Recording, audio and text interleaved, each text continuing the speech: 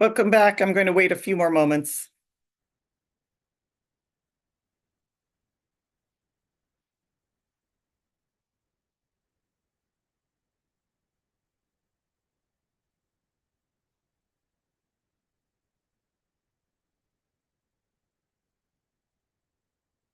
All right, I'll look to the court reporter. Are you ready to go back on the record? Sorry, I couldn't get to the button. Yes, thank you. Thank you. With that, we had left off. Oh, welcome back. We are here on Zoom. I'll orient us. Good afternoon. We're rejoining after lunch on Tuesday, September 3rd. I am Nicole Kinsey, the hearing officer for this proceeding. On the hearing with respect to the proposed sites reservoir project, where we left off before lunch was with Mr. King's cross-examination. And we were going to have a discussion about time before we return to the panel. So Mr. King and Mr. Ornbaum, have you come to an agreement about time? Yes, he may use 45 minutes of my time. Wonderful. Well, thank you for your professionalism and cooperation on this. And with that, I'll look to my team to bring the panel. Or do you have, Mr. King, do you have questions for the entire panel, or are you primary? Just Dr. Davis. Dr. Davis, so we can focus on him. And then I want to make sure that we have, there's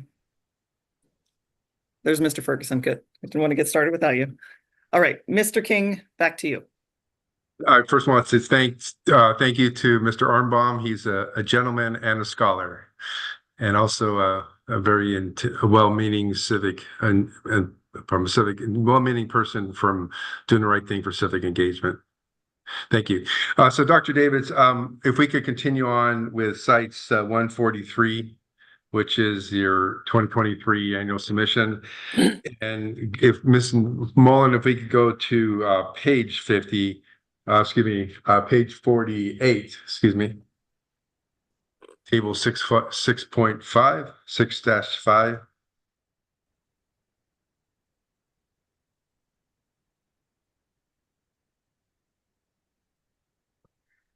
Yeah, I think it's PDF page 54. Thank you. Right. And so, Dr. Davids, do you recognize this table 6.5? I do.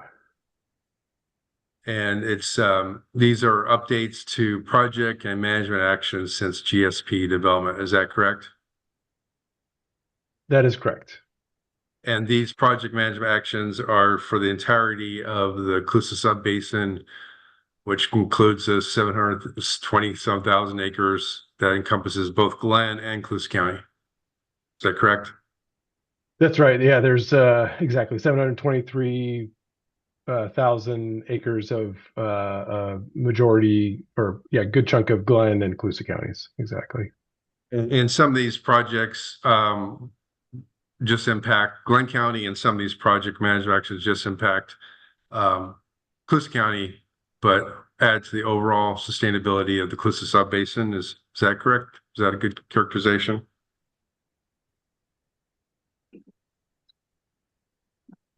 I would rephrase that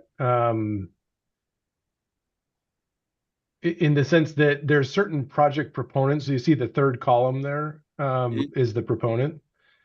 And so that's, who's maybe coming up with the idea. So perhaps it's Glenn Groundwater Authority, or perhaps it's the Coosa Groundwater Authority, or somebody within those two agencies. But I think the GSP is fairly clear in the basin setting. That would be the third chapter of the both the initial and the revised GSP, that the aquifer, in terms of a conceptual model, really is one unit, and really benefits to one portion do benefit the whole. So I think there was hopefully that nuance clears up any misunderstandings with what I think what you were asking there.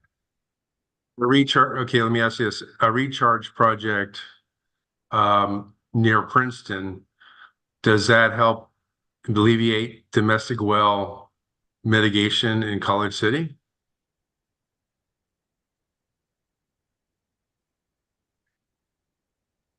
And that's a very difficult hypothetical question. Yeah, I can't answer that. Okay. All right. So then let's go to page 50. And yeah, and so I want to focus on the Sycamore Marsh direct recharge project. Do you know that if that diversion, do you know the area of that, the general area of that diversion, intended diversion?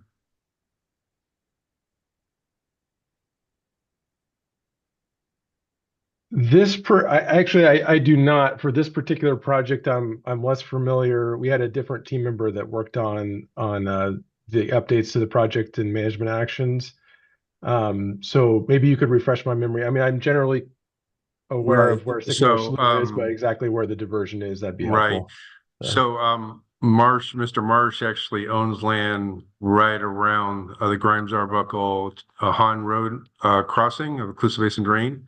Okay. And his diversion sites are either he has one north of the bridge and one south. I believe this is 163 acres south of the bridge crossing Inclusive Basin Drain on the east side of the Inclusive Basin Drain. Does that refresh your memory? Yeah, no, I appreciate the additional specificity there. And would you agree that this recharge project is in the area south of the Davis Weir Bladder Dam and north of Balsam Dam? Do you think that is the right geographical location? Yeah, that sounds approximately right. I wish we had a map with the weirs on them, but yes, sounds right. Okay. And then if we go to page 52. And you see the Spring Valley Recharge Project Phase 1, and the proponent is T&M King Farms. Are you familiar with T&M King Farms project management? I am here. So we're talking about the third row in this table here on page 52. Correct. Yes. And was this selected for Prop 1 funding for the GSP plan? Do you remember that? Ooh, that's a good question, and I don't specifically recall. I'm sure you could remind me or refresh my memory. So in the last column, the first sentence says the project was included in the Sigma implementation round 2 grant application, although funding was not awarded. Okay. Yeah. So there was a round of funding that came out from DWR to help GSP implementation, and unfortunately, I didn't work on the application, but unfortunately, the application was not funded by DWR. Yeah. That was something that the Inclusive Sub-Basin Technical Advisory Committee and along with the consultants, and they selected, I think it was maybe 5 projects or so that they thought were worthy of submission for funding. Is that correct characterization? Well, unfortunately, because I wasn't part of the development of the proposal, I can't substantiate if that's exactly how the selection criteria went or not. But if I think if you were part of that process and that's what you claim how it went, then I trust you on that. Okay, well, thank you. So then this is a multi-benefit project, and the column the column under brief description says it's focused on achieving 4 goals, including groundwater recharge, restoring wetland habitat, sequestering carbon, and increasing the sustainability of domestic wells, many of which serve local disadvantaged communities. Do you think that is a word? Do you think those are multi-benefits as envisioned in the water plan and generally, and the enabling legislation, consistent with the water plan? How about that? Objection, vague, compound. Okay. Is groundwater recharge increasing groundwater recharge, is that something that is consistent with the California water plan? So I was going to ask this clarifying question. When you said water plan, I wasn't sure if you meant the groundwater sustainability plan that we've been talking about, and this is the annual report about that plan, or have we jumped to the water plan, which is the state level, planning document from the governor, but we haven't seen that or really talked about that at all. So are we Yeah, pulling no, it that in the water just plan or? the line of questioning is that I believe that this proceeding has to determine whether or not the project is consistent with the California Water Plan, and so I'm just trying to make the point that groundwater recharge, wetland habitat, sequestering carbon, I think, Mr. and King, we just need a clarification which plan you were referring to. the California Water Plan as Thank you. with the 2023 updates, I guess. Okay. Let's see. Certainly increasing, I think, underground storage of water is part of the state's approach for mitigating for a hotter, drier future. I believe is the statement there that was also in the governor's water action plan, or I think it's what it was called. Restoring wetlands, sequester. I'm not sure about the sequestering carbon. I'm guessing that there, of course, from the healthy soils and from the carbon community, that would certainly be a goal. I'm not sure if that particular one got into the water plan, Okay. so I can't say for sure, but yeah. Okay, great. And then the proposed project on the fourth row, one right below that, do you recognize that the Sycamore Slough reconnection and recharge? I do. I see that on the fourth row there. Yep. And in the column, under the column brief description, do you see that the source of water is either from the Sacramento River and or the Colusa Basin drain? I do see that. Do you know this area? Do you know the geographical area of the Sycamore Slough and this proposed project by Davis Ranches? I would say not like the back of my hand like you do, because I didn't the places where I grew up, which would be like the North Fork of the the Yeah, Yuba River. I know like the back of my hand, just like this area. But I think in a general sense, I'm fairly familiar with the area. right. And well, what is a fair characterization is that the Sycamore Slough was once connected to the Sacramento River. Do you know that? Ooh, well, this is an interesting. I'm interested in paleohydrology, so there's a interesting basically the entire valley was connected to Yeah. Okay. all of the channels were connected at some point. The Reclamation Act started the separation of land from water, right? But back in the late 1800s. But Well, would you do you know if there are like giant oak trees and giant cottonwoods and giant sycamore trees on the old Sycamore Slough? Do you have any recollection of that or knowledge of that?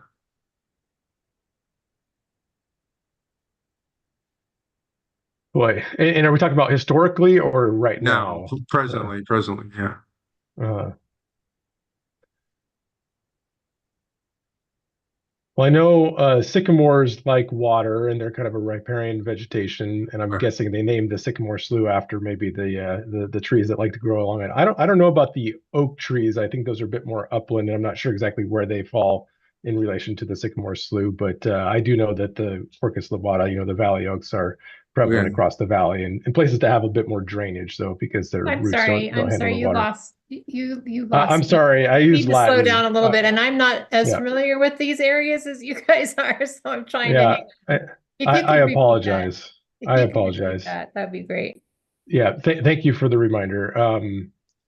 Basically, what I was trying to say, and I don't think it's really material to what we're talking about, but is that sycamores are a riparian species, and so they're going to be closer to the sloughs. The oak trees, and I use the Latin, the Quercus lobata is the oak species in the valley. They don't like to have their feet as wet as the sycamores, so they're probably a bit more upland. But I'm guessing, at least historically, both of those species were available or present in this area.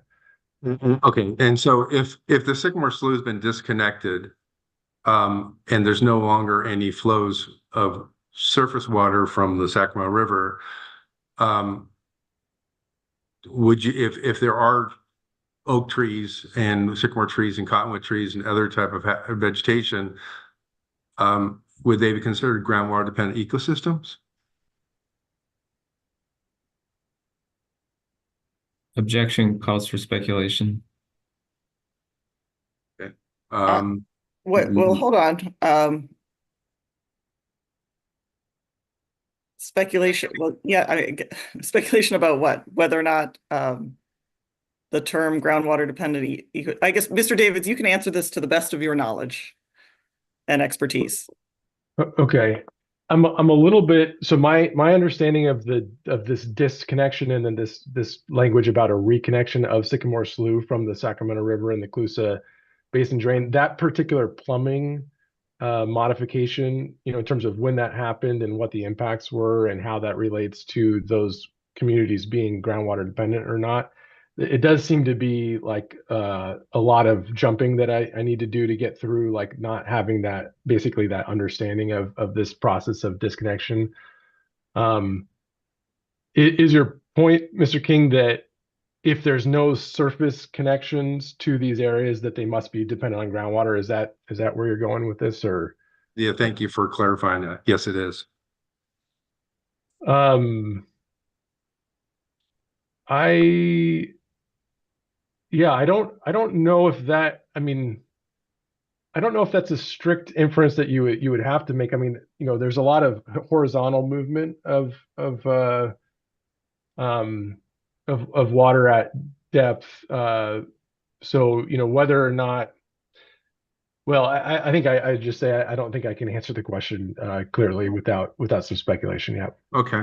So, are natural riparian levees or natural levees um, from riparian flows, are they generally good places for recharge?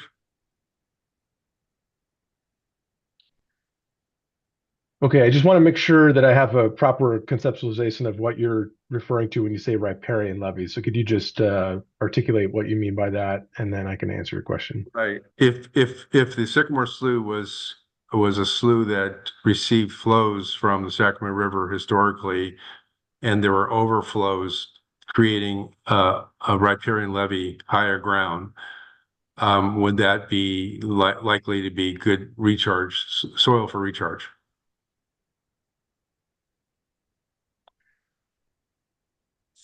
All right, so I'm not a fluvial geomorphologist, so I'll just couch my response with that. Um, so all else being equal, soil types with larger grain particles, so more on the sands and the gravels, in general have a higher recharge rate. They have a higher conductivity or hydraulic conductivity. Um, Generally, the deposition of those more coarse materials occurs in higher energy or higher gradient portions of the stream. And so generally it's in the floodplains where you have the deposition, you have slow velocities of water, you have the deposition of clay materials that have a lower recharge capacity. And in the areas with higher velocity flows of water, you have the coarser deposits of sands and gravels. And those are the areas that would have, all else being equal, a greater recharge potential. Very well, thank you. So then if Ms. Mullen, can we go to King 58? Exhibit King 58.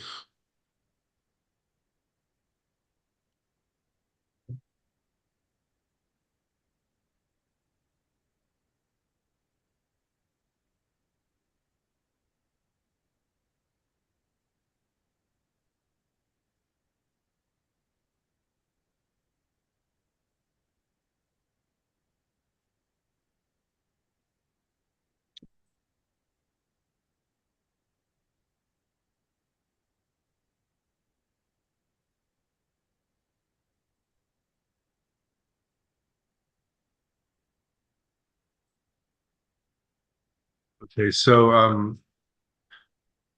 Mr. Dr. Davis, do you know Bashan and Associates? Do you know of that firm out of Davis? I certainly do not know anybody from the firm. I believe I've heard of them, but I'm not familiar with their work or any of their team members. Okay. Um, you want to know if they've done a lot of recharge type of work or not, then. Yeah, unfortunately, I wouldn't.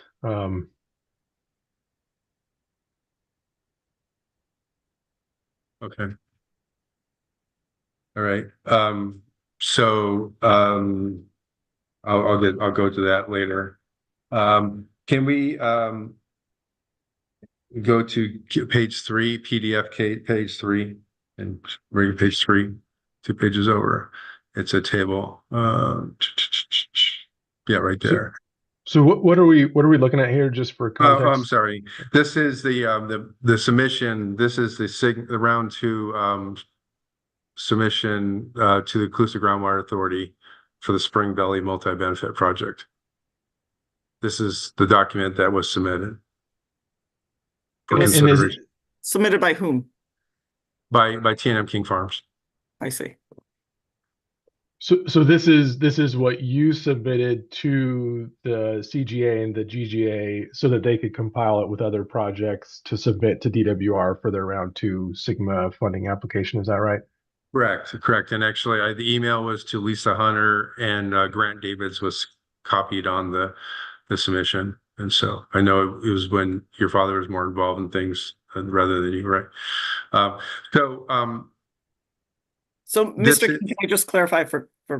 understanding with this document, was it prepared by the firm that you referenced? Yeah, it's by Davids? Bashan and Associates, but I didn't know how to introduce that. Thank you. And can you see what the total amount of potential benefit is here, Dr. Davids? Is it 5403, 5,403 acre feet? Objection, Max Foundation. It does. I don't know what I don't know what the project is. I don't know what the document is, and I don't want, but I'm not sure we want to spend the time to go through it. Mr. Davids, have you reviewed King 58? I have not. No, I did review a number of Mr. King's submissions, but this is not one of them. Are you familiar with the Spring Valley Multi-Benefit Recharge Project? Only with the summary table that was included in the annual report update that we started the conversation looking at. This was row 3, I think, in that table 5.2 or whatever it was. So at that level, I'm familiar with it, but I have never reviewed this document that provides additional details. So where are we going with this, Mr. King? I wanted to introduce tie it into I wanted to tie it into the GSP annual report. Actually, I can, if we go back to page 56 of the 2023 annual report, the benefits are listed as 5,400 acre feet. And we can do that after this. Do you want to do that now? Well, okay, let's go back to 143, to sites 143. And go to page 56.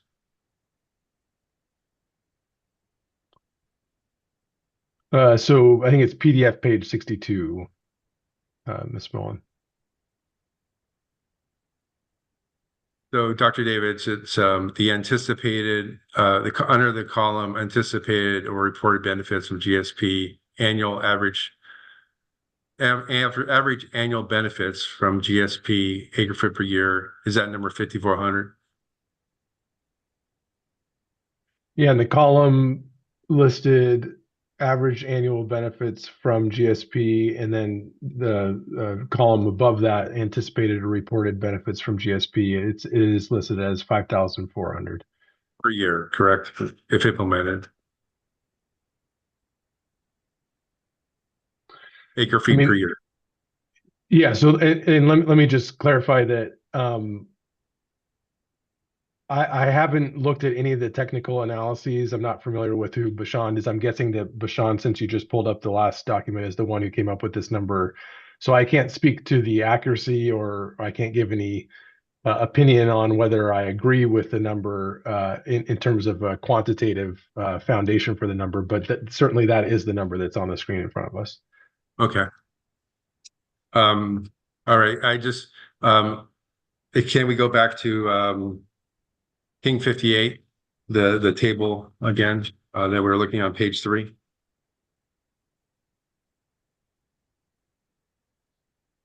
This is going to be tricky, Mr. King, because Mr. Davids has said he's not familiar with.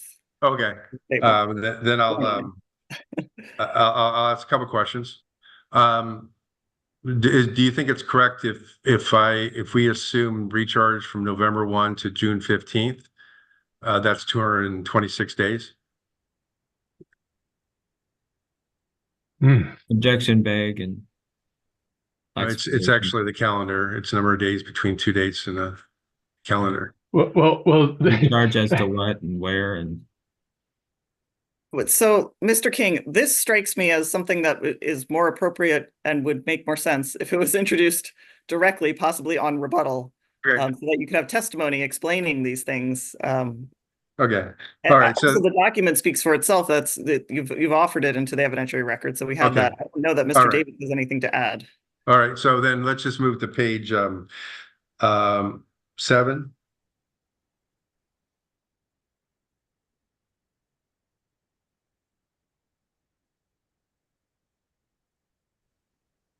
Keep on going.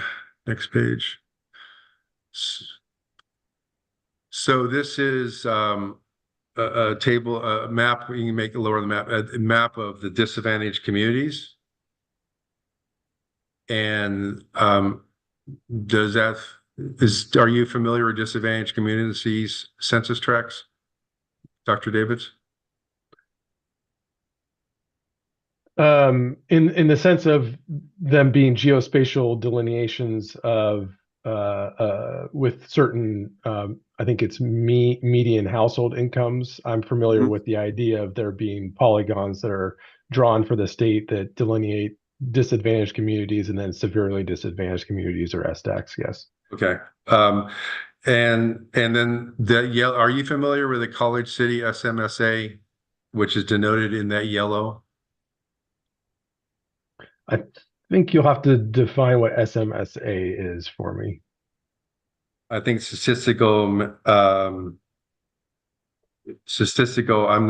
actually can't remember all the name, but this is let's see if I can, a census tract, to say the College City census tract. I may be wrong then. It's a census tract. And what was the question, Mr. Are King? you familiar with that, with the location of the census, the College City census tract? Or I could imagine or speculate that it's around College City, but I couldn't draw it on a map for you. that for yellow sure. area is probably a fair representation if it does exist. Objection Correct. lacks foundation. You just. Sustained. Mr. Okay. King, this All right. again, we have the document. So Okay. what does Let's- Mr. Davids have to add to it? Okay. Then let's go to the next page.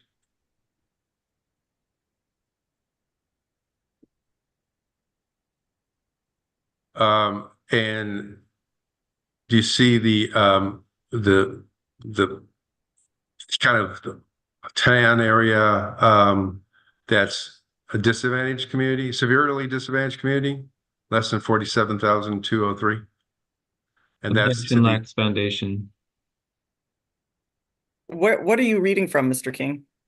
the legend. It's a census block group.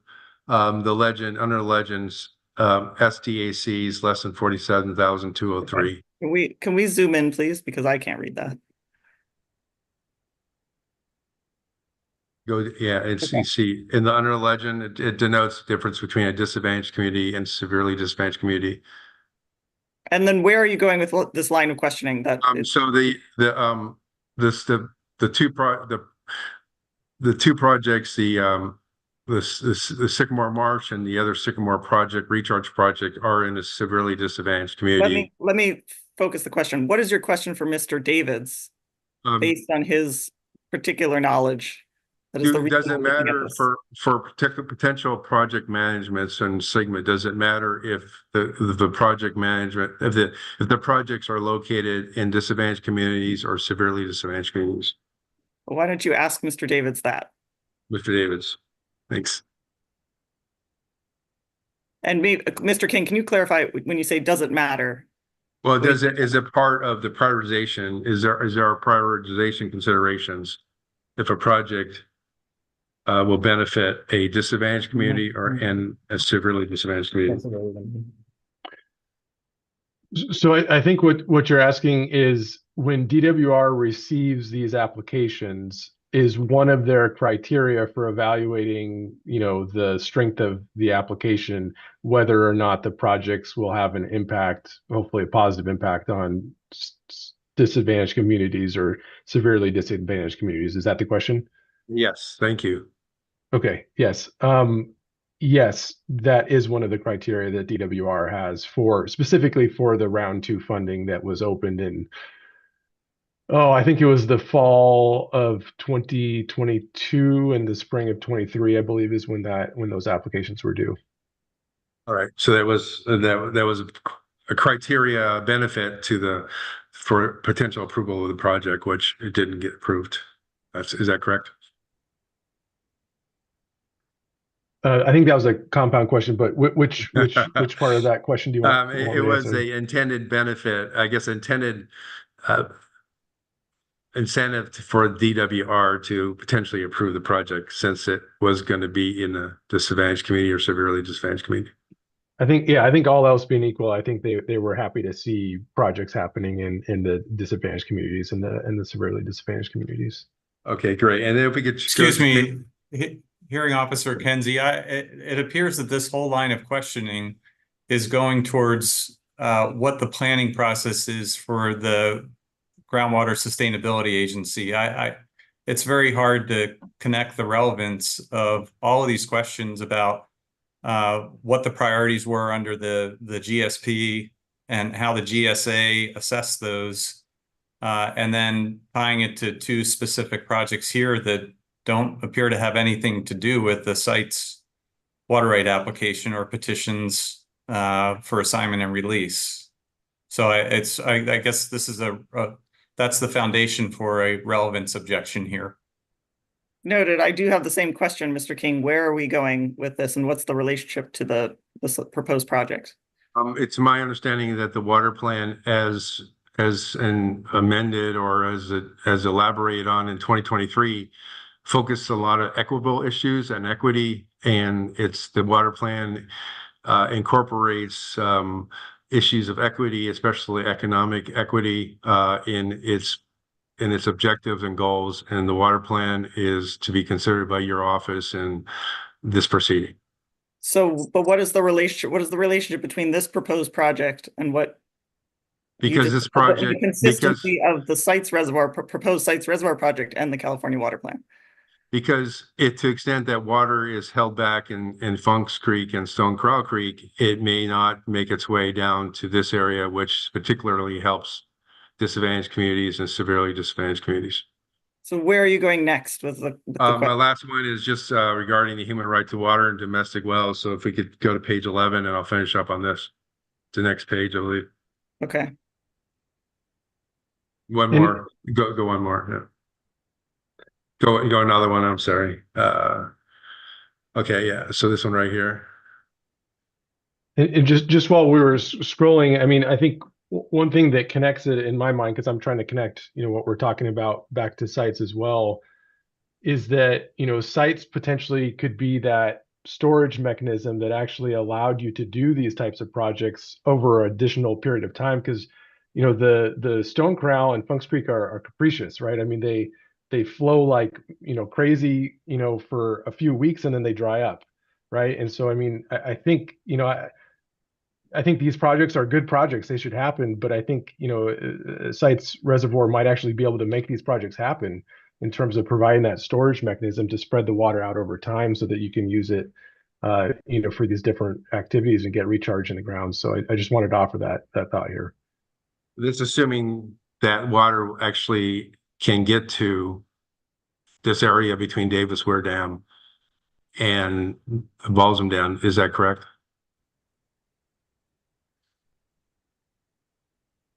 Well, yeah, I mean, the water would physically have to get to the place of use. That's correct. Yeah. Okay. So then the last one is that, were you aware there's about 95 domestic wells in the College City area? I did do a domestic well impacts analysis in January and February, and I will say the domestic well databases are in need of additional work, but that sounds about right. Okay. Yep. This is would you feel like this could be is a potential, to your best of your knowledge, this a reasonably fair representation of the location of domestic wells in the historical College City area? Objection lacks foundation. Okay. Is there, Ms. Visconti? Yep. All right. So next, thank you. I'd like to then go to sites 152.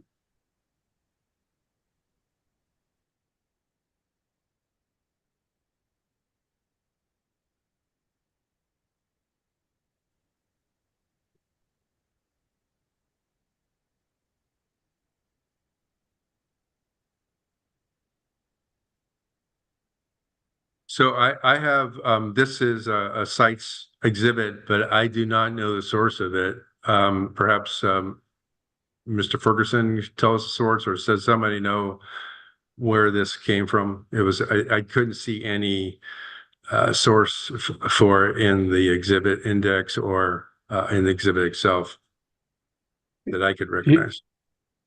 Yeah, Mr. Ferguson, you're welcome to clarify, but I can also, I think, clean it up if that's appropriate. Basically, this is an exhibit. It's exhibit number 152, correct? And it's if you read my testimony, there's a reference at least once back to exhibit sites 152. So this is basically part of my case in chief testimony, and it's an exhibit that I refer to from I think it's sites 112, which is my written testimony. Okay. So there's two columns talking about the estimating the Stone Corral and Funk's Creek water availability for both direct and in lieu recharge. Is that correct, Dr. Davis?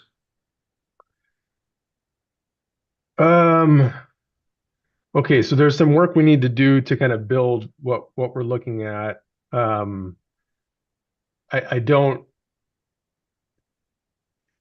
guess let me try to point out a few of the things that I think are important. Both of the columns are acres, so they're actually sizes of the watersheds.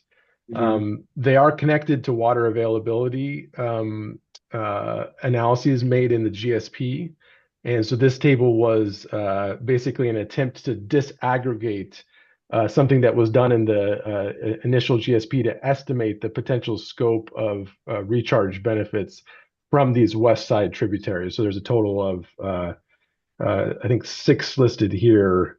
Yeah, there's a total of 6 listed here. And basically, I was using this table to disaggregate the total of those 6 to only be in reference to the Stone Corral and Funks Creek watersheds. Right. And so then the column says C2V SIM watershed areas. This estimates that the amount of water available for recharge from under that model is 77,689 acre feet.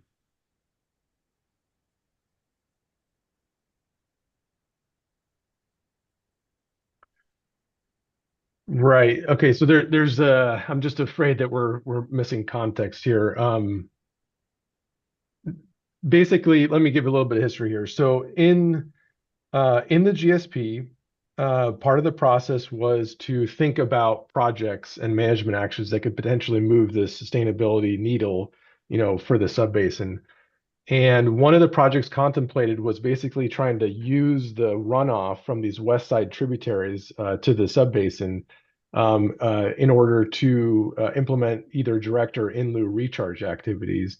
And so there was a very high level, kind of cursory or reconnaissance level planning investigation that was done that basically looked at the runoff from the C2 VSIM model for these west side tributaries, and then assume some ability to divert like 10 CFS or 20 CFS or 30 CFS and so forth. And we can look at it in the GSP because it's in the record here. I believe it's in chapter 6. But basically from that, there was an estimate of a total of 15,865 acre feet. So you see that in that second to last row there. And this was like the maximum potential recharge contemplated or envisioned in the GSP for this potential project. But of course, that included 6 watersheds. And so what I'm trying to do in this table is say, okay, out of the 6, we want to know what came from just Stone Corral and Funks Creek. And if you use the areas in C2 VSIM to prorate or kind of scale back, basically, you do get the 7,689. What I'm pointing out in this table, though, unfortunately, is that DWR has a problem in their watershed delineations, because if you look at the biggest differences are, let's see, specifically Funks Creek, C2 VSIM has that watershed as 56,812 acres. And when you use the USGS stream stats application, you get 31,586. And there's actually a problem with the delineation of the watershed. It actually incorrectly includes parts of Willow Creek in Funks Creek. So that's kind of where I'm trying to disaggregate and correct that. Sorry for the long explanation, but hopefully that helps. It's 7,689 acre feet, and then that's the model. It's statistical, and that comes from the model in your proration. And then for the stream stats, the other column, and it's hard to see because I think our photos are in it, but if you can move that over for we can see what's under the stream stats model. You can change your own view.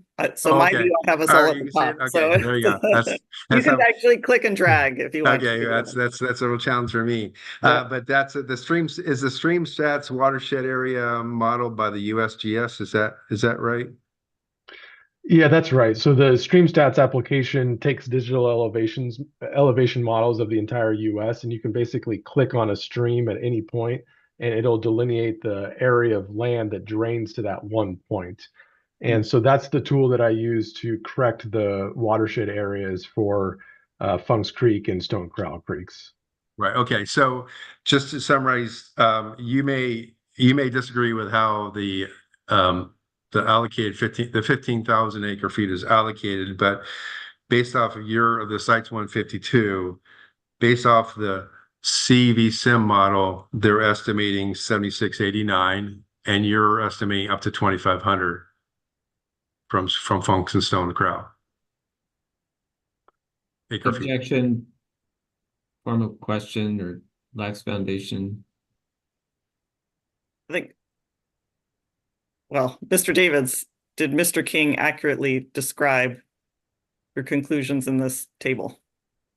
No, he said 2,500 at the end, and I'm not sure. Isn't that what you're in your Hmm? presentation? Isn't that what you're claiming? How much recharge from? Let me link this to the presentation that you're referring to. So see the number 5,271 there in the bottom right. Mm-hmm. If you go and look at impact number, let's see, we'd have to go back to my presentation, but let me just find it real quick. If you look at impact number 7, in my presentation, it actually lists 5,300 acre feet. So that number is directly used in impact number 7, and it's a range from 0 to 5,300 because the maximum potential impact of taking away this water, if it were to be taken away, would be the 5,300 acre feet at the bottom left. Yeah, bottom right. Excuse me.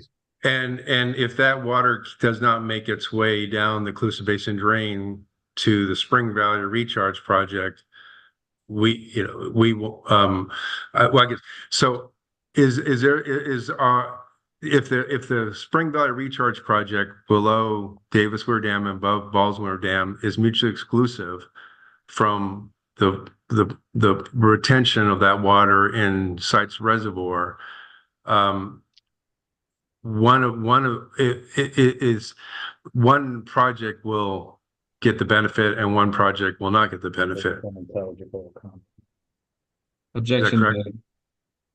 Sorry, I didn't hear you, Mr. Ferguson. Objection vague. Compound. Sustained. What are you trying to get at, Mr. King?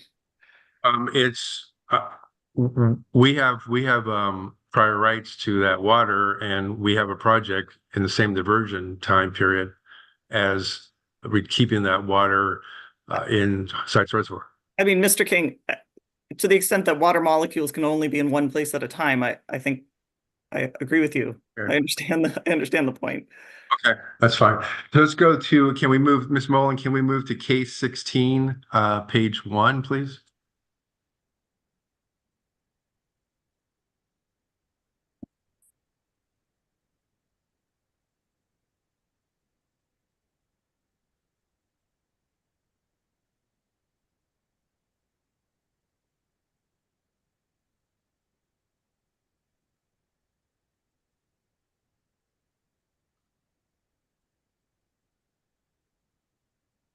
King 16, I'm sorry.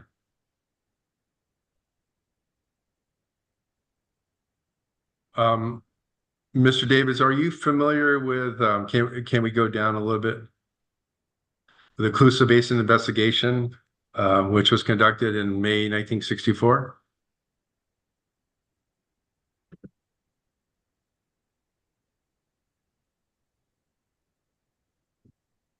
Certainly not intimately familiar. I've never read this cover to cover. I believe I've seen the cover of this, perhaps in this proceeding, but it's a very faint familiarity, if anything. Okay. Can we go to King 16 PDF page 98?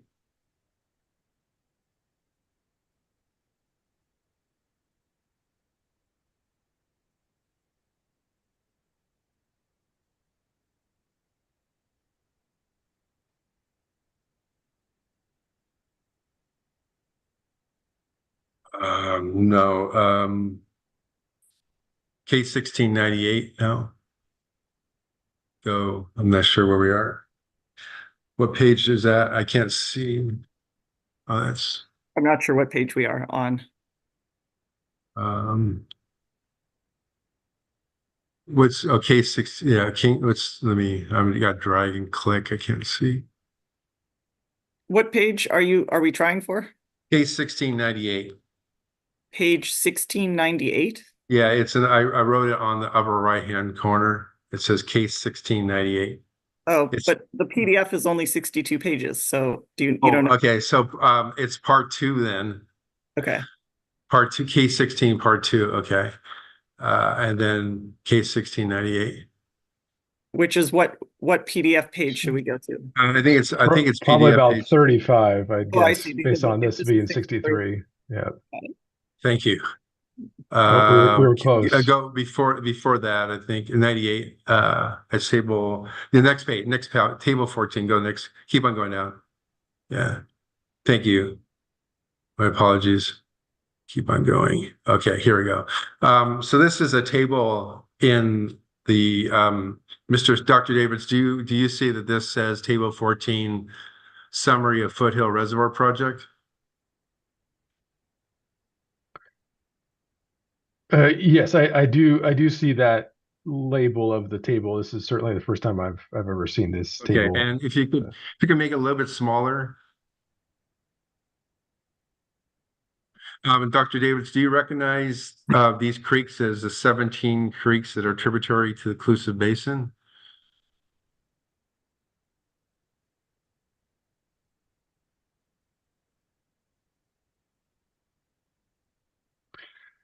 I've scanned the entire table and I don't see anything that states that that's the case. I do recognize a number of them, but I couldn't conclude it from a review of this document unless I'm missing something.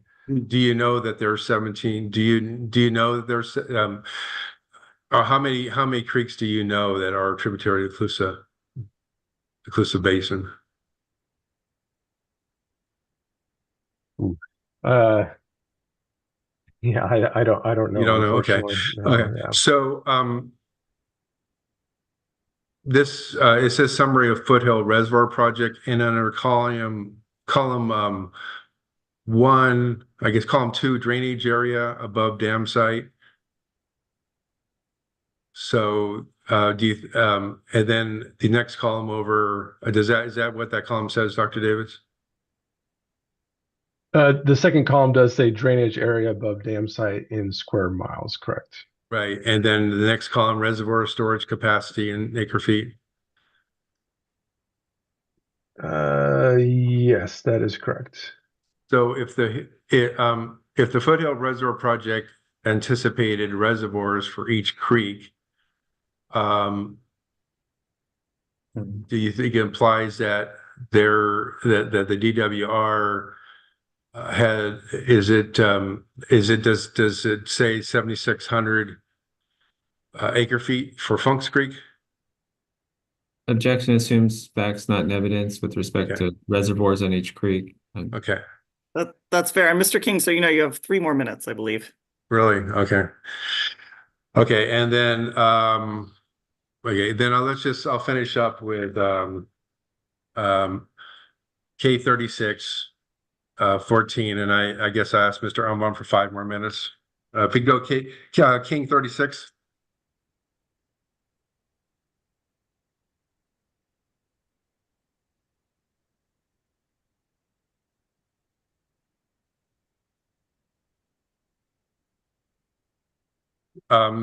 Dr. Davids, are you familiar with this USGS paper?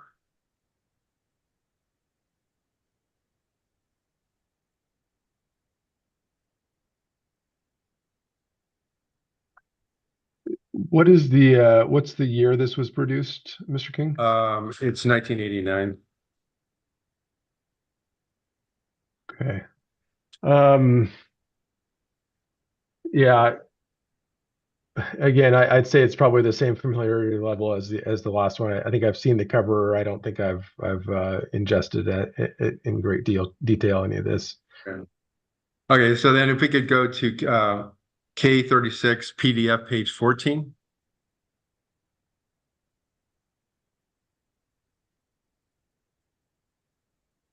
So, Dr. David, do you see that they are that this table analyzed stream flow for several creeks, including Stone Crawl Creek, from 1959 to 1977?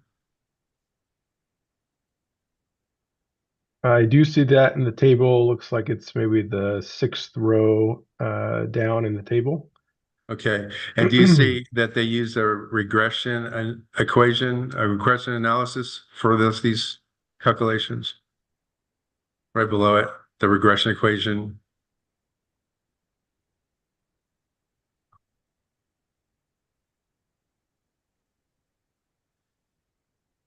Yeah, unfortunately, I can't decode what that regression equation is, like which area or watershed that's used for. I do know there's a USGS stream gauge site. It's noted parenthetically after the Stone Crowell Creek near sites. And so I believe that would be the actual observation data from the USGS, and perhaps the regression equation is used to gap fill for other sites that maybe don't have a complete record. For example, Canyon Creek doesn't have a USGS number after it, so perhaps it's used, that regression equation is used, but I'd have to read the whole document to know. Okay, and to get a core, it just does the document say the correlation, the coefficient of determination, which is a measure of the scatter of the data, is 0.92. Is that a good statistical fit in your professional opinion? 0.92. Objection lacks foundation. He's an adjunct professor, and he's also expert. I'll allow, as someone qualified to provide necessary caveats, Mr. Davids, I'll allow you to answer, and then we're at time, Mr. King. The coefficient of determination is a measurement of the goodness of fit. It has to do basically with the residuals between your model and the observations that are in actuality. The closer you get to 1, all else being equal, the better your model fits basically your observations. And 0.92 is, generally you're pretty happy as a modeler if you get that coefficient of determination. I'm not sure exactly how that connects back to what we're talking about here. It's a question of sample size. Mr. King, we're at time. That's enough. So it's you've had your opportunity to cross-examine at this point. Thank you for your questions. Okay. At this point, I'm going to turn to Mr. Ornbaum for his turn. Mr. Ornbaum, we can bring up the other witnesses if you have for some of the other witnesses as well. I think I've got everything in order. I can't tell you where to look on a map, but I sent the email to your team that sent me an email on Wednesday. That sites 142 is a really big file, and I'm kind of electronically challenged. So what is it that you need? I sent an email. If they could just later on, I'll ask to look at that map. It's a map in sites 142. All right. Hopefully Last night, and I didn't save where it was at. Now I can't find it. So great. That's something we'll come to later. Great. So I'd like to start with questions with Ms. Sadat. All right. Let's bring, if we can, to my team, if we can pin all of the witnesses, please.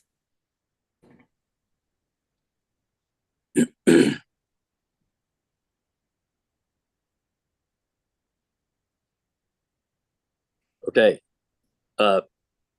Ms. Sadat, I'm going to go back to Wednesday, the 28th. That's when you gave your presentation on page 13 and 14. You talked about flows and effects on water level, amounts, water quality of the Dunnigan pipeline. Were all of your measurements below the Dunnigan pipeline for quality? Just to clarify, we're talking about last Thursday, right? The That's presentation Wednesday. I haven't spoke since Thursday. Wednesday. I didn't get a chance. And then it was I wrote down as we were going. Page 13 and 14 is right above where I have this question.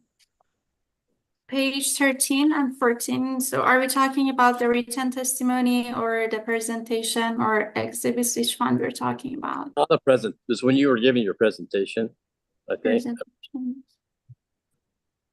Page 13. Was it or 14? I just wrote 13 and 14. So okay. I'm wanting to ask about the water quality at the Dunnigan pipeline. So the page 13 is the temperature blending tool model results. Okay. It's not. Then let me just reposition it.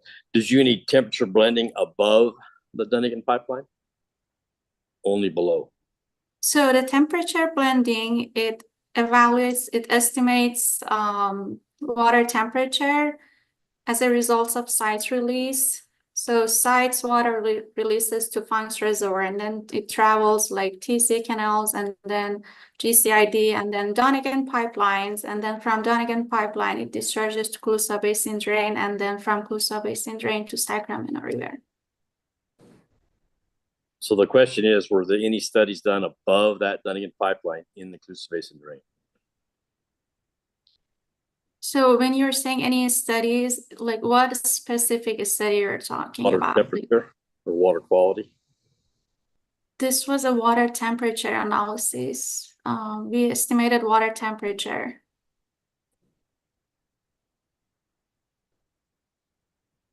The reason I'm asking, the natural flow has been interrupted in the Colusa Basin Drain, and it now goes around and exits in the Dunnigan pipeline.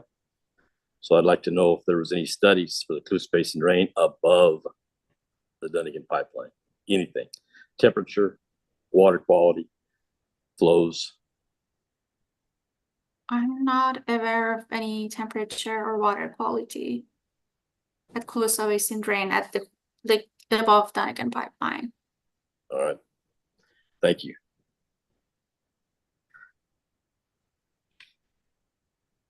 When you do put it, the same water, when it goes from the pipeline into the Colusa Basin Drain, were all of your studies placing that water in the Yolo bypass, or some placing it in the river at Nice Landing? Water quality and water temperature. So can I rephrase the question so I make sure I understand this correctly? So your question is whether all the water from Dunnigan pipeline, like to Colusa Basin Drain, whether all those water is discharging to Yolo bypass or Sacramento River, is like the distribution of water? Is that the question? There's two different choices for that water to go right at Nice Landing. So your studies were across the bypass or going into the river at Nice Landing? into the river. There's a Sacramento. mechanic choice there, whether you wish to have it go in the bypass or wish to have it go in the river. Yes, I think that's included in the model that flow can go either direction, but the estimates that we have is at Colusa Basin Drain at the Donegan Pipeline and also Sacramento River, where Colusa Basin Drain discharges to Sacramento River. But these locations are very like approximately close, Yellow Bypass and the Sacramento River when Colusa Basin discharges, but we have not specifically calculated the temperature when water goes to Yellow Bypass, discharges to Yellow. Thank you. I'd like to ask Mr. Kyle Winslow some questions.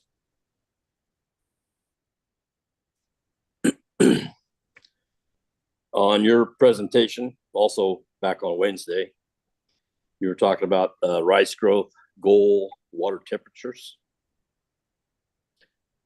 and the inflows from the local creeks on page 4 of your presentation. You used from 1983 to 2018. That was the meteorological data inputs to the lake model, not local inflows in terms of water inflows to the lake. Or you couldn't find any other available data with a longer history to make a better evaluation? No, we looked at the California Irrigation Management Service website for local data that happened to have the sites that were closest to Sites Reservoir. And I believe that was the longest record we found. And that's 35, it's 35 plus years. On your next page, you had rainfall data for the valley east of Sites Reservoir. Was that the same amount of time? I didn't get that written down. The same amount of time? Is that the short version of time span, or is it longer? It's only 35 years. Yes, I believe that was the longest precipitation record we had near the site.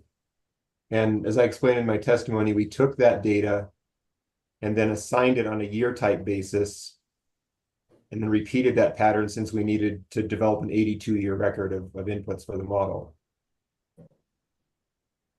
But you developed an 82-year record from a 35-year.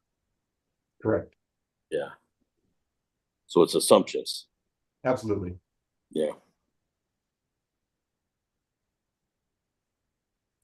And on page 9, you show graphs by the month totals.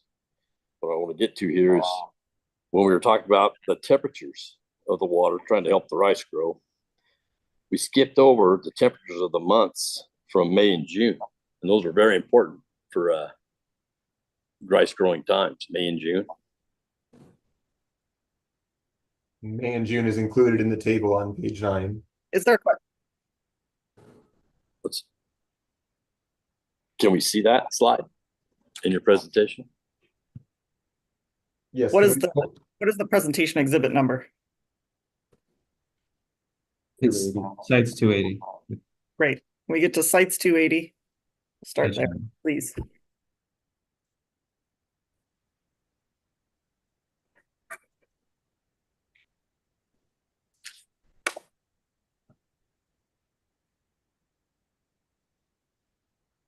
Slide number 9, please.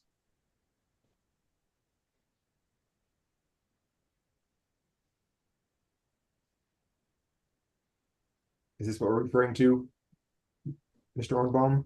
Yes. So in Okay. May and June, Go ahead. go ahead. In May and June, are we making the temperature model? So in May, we have our worst performance between May and September. We were only able to meet that target roughly 10% of the time. The reason for this is that we're coming out of the winter and most of the lake is still cool, relatively cool. And those effects on growing rice are very severe. Did you understand that?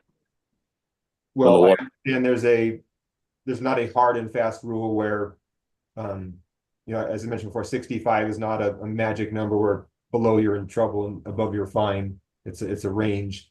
And you can see roughly, I'd say roughly 50% of the time we're within 3 degrees of that 65 target. So I can't speak on how much rice would be harmed by receiving 62-degree water versus 65-degree water. I just know it does better when it's warmer. Okay.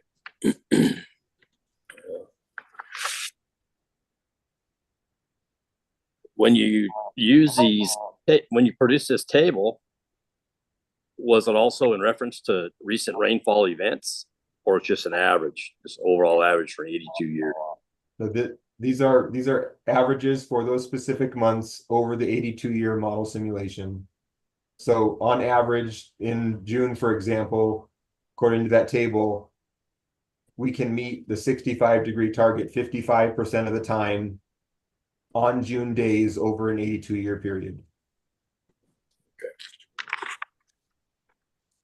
Thank you. Okay. I'd like to go to Mr. Davis. Did we find that map that we're looking for yet? That I requested? I'll look to my team. Okay. I emailed the map to Miss Mullen, so Okay. Are we ready for the map? Should we bring up the map, Mr. Ornbound? I'll start with Mr. Davis first. His site Okay. exhibit 140. I want to say he's exceptionally qualified first. He has tremendous qualifications in his exhibit there. And then I'll go to sites exhibit 142. And that's the map is the first thing. Great. I think we're ready for the map. Yeah.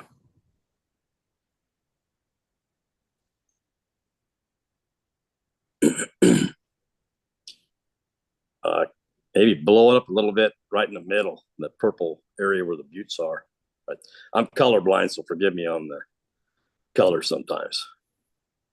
Up just a little bit so you can see it. Up the other way, sorry.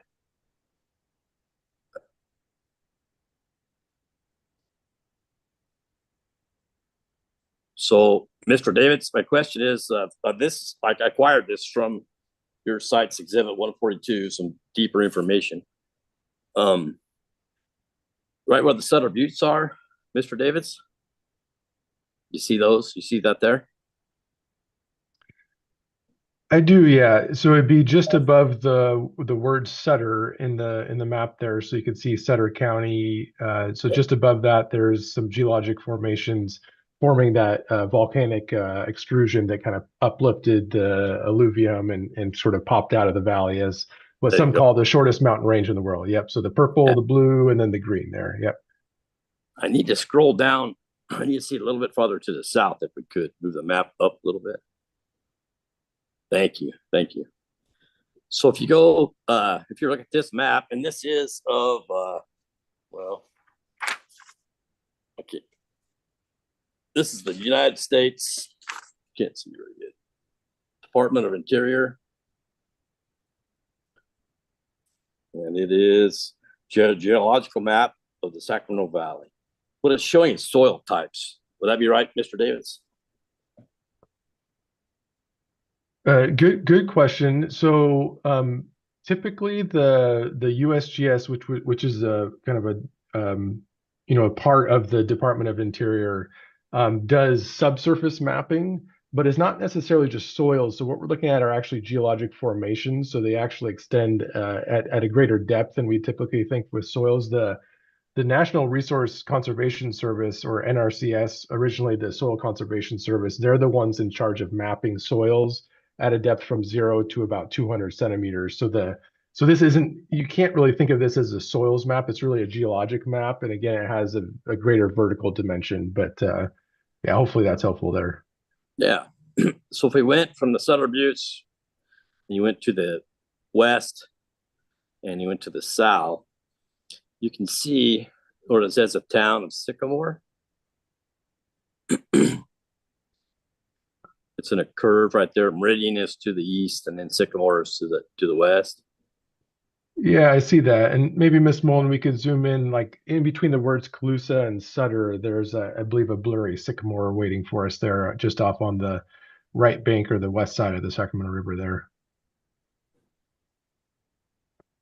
Okay, so it just kind of gets blurrier, but Doesn't get much better, does it? Yeah. no, unfortunately, yeah, Yeah. yeah. But I do see Sycamore. It's a bit hard to tell. I'd say it's about 45 degrees off the blue blob up at the top, which is QTV. If you went down kind of to the southwest Okay. at 45 degrees, you hit Sycamore there.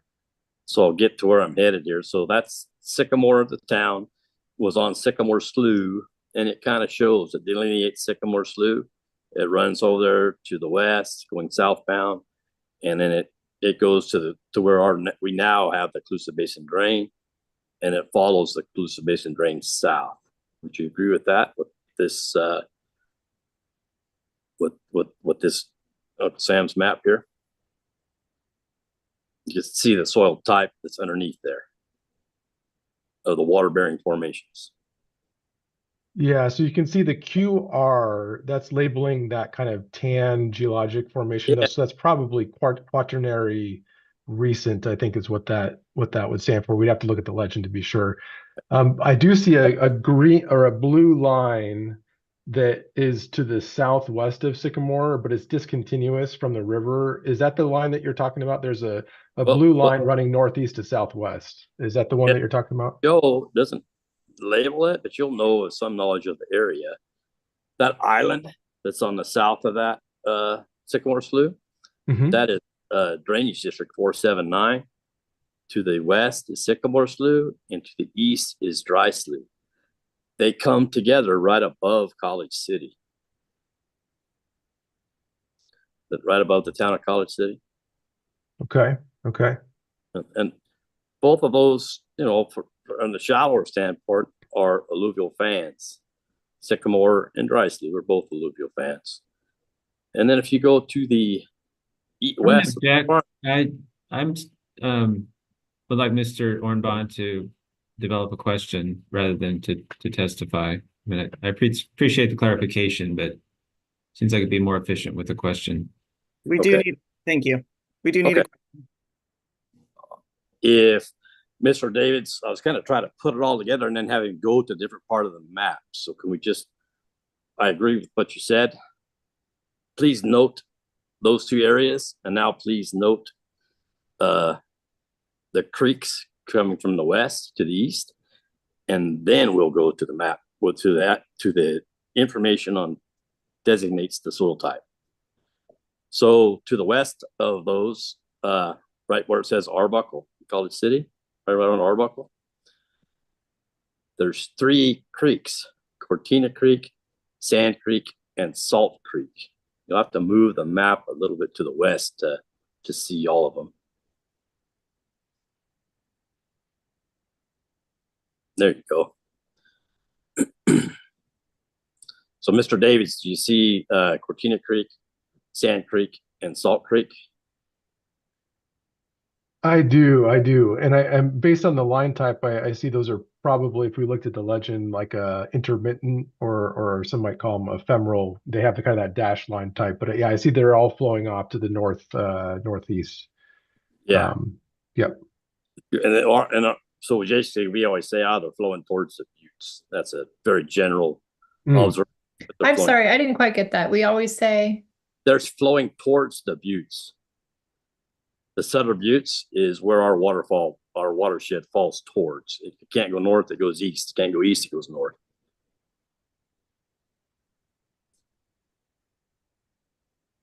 So, Mr. Davids, did you say that Cortina Creek, Sand Creek, and Salt Creek, do we understand that they do terminate at the Colusa Basin drain? It's not on this map, but are you with that understanding?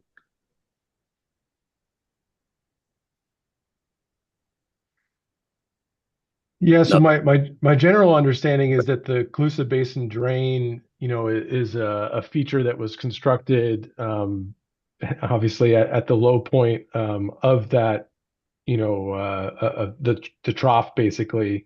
And so it would be a collector from both watersheds, coming off from the west, but then also perhaps, some small drainage coming off from the east from the I think what Mr. King referred to as those riparian levees there, and then it would kind of collect in that low spot and then flow to the south and west here, or east rather.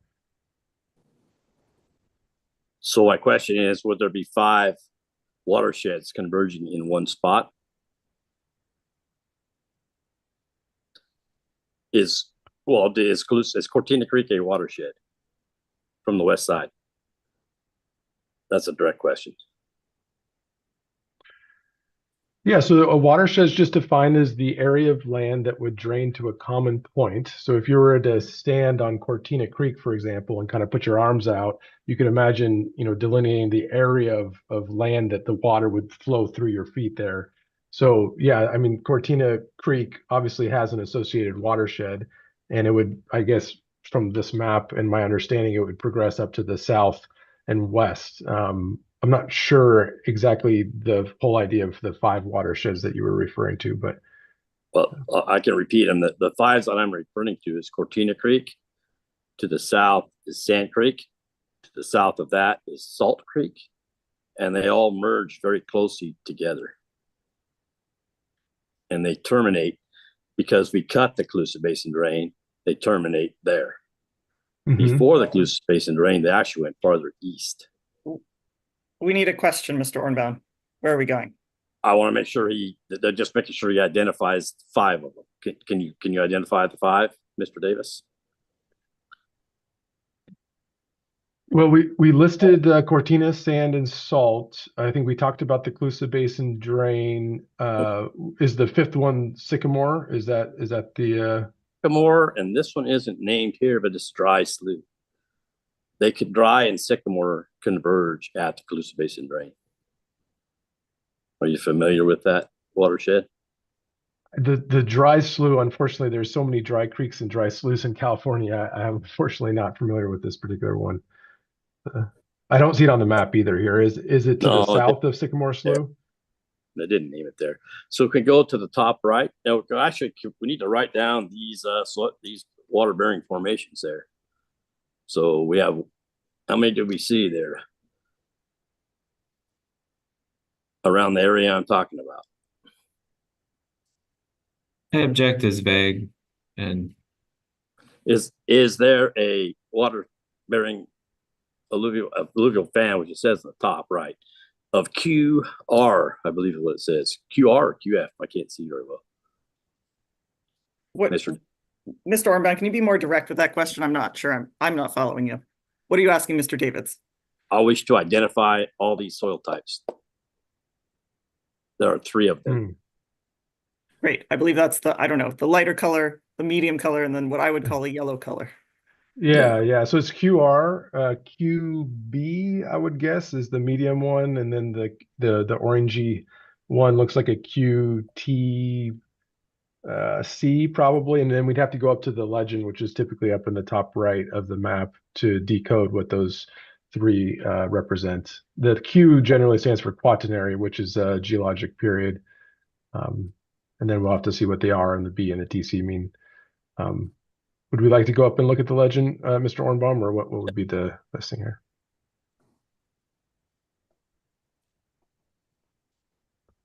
Mr. Yes, Ornbaum? Okay. Top right. The legend in the top right.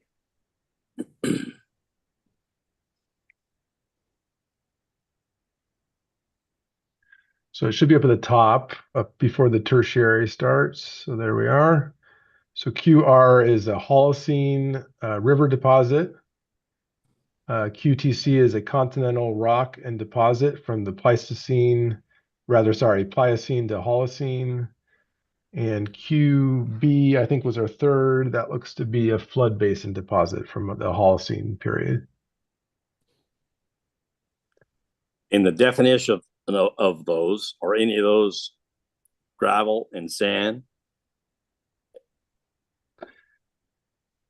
Yeah, I think in the conversation with Mr. King, we talked about kind of depositional environments, and basically river deposits are generally the larger materials because they have more velocity. There's more energy in the system to transport that. So you can see the QR, for example, starts with gravel, sand, and silt.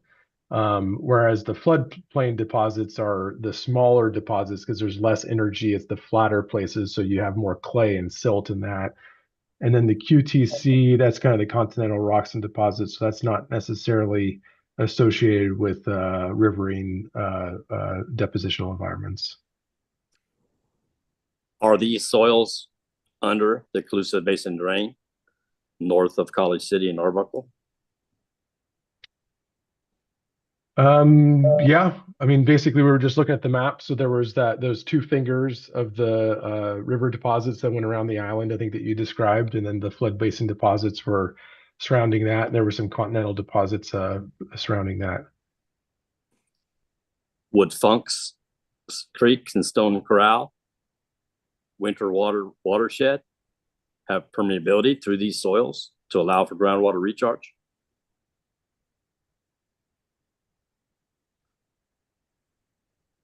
I'm going to object as compound. I'll do one at a time. Will two of these three soils allow groundwater recharge? Well, wait a minute. That makes the question even more complicated to me. Anyway. Yeah. One at a time. Right. I can't see them very well. QB, I think is what it says. That soil type, will it allow for groundwater recharge? So these are really important and good questions, Mr. Ornbaum. So I appreciate them. These geologic maps are really not intended to be, indicative of recharge. I'll give some general answers to your questions. The flood basin deposits, again, because they're deposited in a low energy environment, they have a lot of clay and silt, and so all else being equal, these would not be the preferred locations for recharge because of the clay. The fine particles do not allow water to flow through as quickly. The QR, those river deposits, those would be the ones that would have a greater permeability because of the larger particle size. And then the continental rocks and deposits, I mean, that's a really difficult one because you can see it's poorly sorted clay, silt, sand, gravel, some beds of claystone, siltstone, sandstone. It's really a wash in terms of what the QTC is going to give you. It's very dependent on folding and fracturing and different geologic features like that. So now we're understanding of the three we're talking about.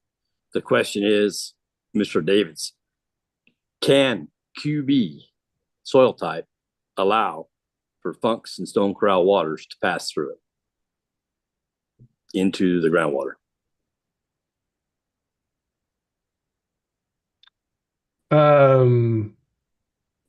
Yeah, if the question is can like a drop of water get through those soils? Absolutely. Yeah, I mean, all soils to some extent are permeable. We didn't look at the map, unfortunately, in the area of Stone Corral and Funk's Creek. I think we were focused in on Sycamore and Salt, and I forget the other two. I'd love to maybe pan back over to the map now and look at those soils. Correct question is, can QB floodplain deposits, the Stone Corral and Salt Creek, or the Stone Corral and Funk Slough, drain right by this portion in the valley that we're talking about, directly over it? The watershed from Stone Corral and Funk Creeks comes right by there in the Colusa Basin drain. Can those waters go through the permeability of that soil and make it to the groundwater? Or that's a yes or no. Yes, they can, or no, they cannot. Well, yeah, no, I appreciate the question, and I believe I said yes, but I just wanted to couch it to say that each of these different soil types, which again we're looking at geologic formations, not soils. Each of these geologic formations has different factors associated with them, and of course any of these could transmit water from the surface to the ground. Again, I'll just rank them for us. The QR, which is the river deposits, would probably have the greatest permeability and would allow that exchange most readily, followed by the QB, and then followed by the QTC. So that would be the lowest permeability. So hopefully that's helpful. Well, that was a yes or no question. Can the QR soil types on this map allow Funk Slough and Stone Corral waters flowing in Colusa Basin drain to permeate and go into the groundwater recharge in that direct area we're talking about, where the 5 watersheds are coming together?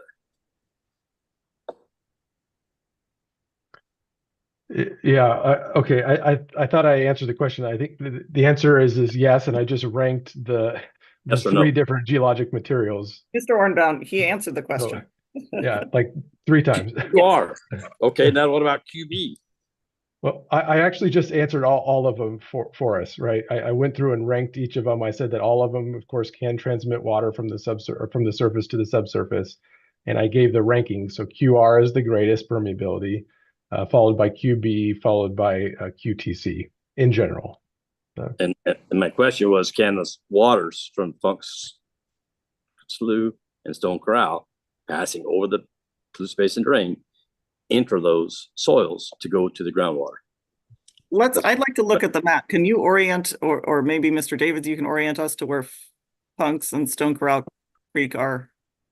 That's Yeah, Cluse Trough is where this is an older map, so it calls it Cluse Trough, but that's actually Cluse Basin drain. so if we could zoom out a little bit, Miss Mullen, I appreciate all your support here. And then the S in Cluse, I believe. Yeah, it's a bit farther north, right? Because there's Calusa, there's Butte City. If we can find Maxwell, that'd be helpful. There's Maxwell. So you see Maxwell is just above the L on Calusa. If you go north from the L on Calusa, I don't know if you can move your mouse over there. Calusa is on the left side. There's the L in the word Calusa. And then you can see, yeah, thank you so much. So we can see just north of Maxwell, you can see Corral, I think. So that's the Stone Corral, and Funk's Creek would be farther north from that. It's probably, so it's south of Logan Creek, which is the next one I can read. It's probably south of Delvin. Actually, I can see south of Delvin. You see that little green, blue line running east to west, and then it turns to the north south. So that's probably Funk's Creek there. So hopefully that helps build some context here. Great, thank you, Ms. Mullen. I think back to you, Mr. Ornbaum. I don't know if I think I got my question answered. Because we understand where Funk's and Stone Corral go into the Cluse Basin drain and they pass directly over the soils I'm talking about. Would we agree on that? Mr. Davis? Yeah, absolutely. And I actually went out, I'm sure you've read my testimony, but I actually went out and took flow measurements to actually quantify the permeability of these soils. So that's kind of what I based my testimony on in terms of the recharge capacity of the creeks here. Exactly. Well, all that's above my point of interest. My point of interest is directly where the creeks, and it's just for all the other questions, they're going to be directed right at this area. So you help you understand so we don't get lost. Thank you. Let me that was the first one. Mr. Ornbaum, we're at 3 o'clock, which suggests to me it may be time for a break. Is this a good time to take? That's yeah. Okay. Thank you for finding a map for me. I appreciate it. Let's go ahead and take a 10-minute break. We'll reconvene at 3:10 and pick up where we left off. Can I ask a quick question, please? Oh, yes. Where is that map housed right now?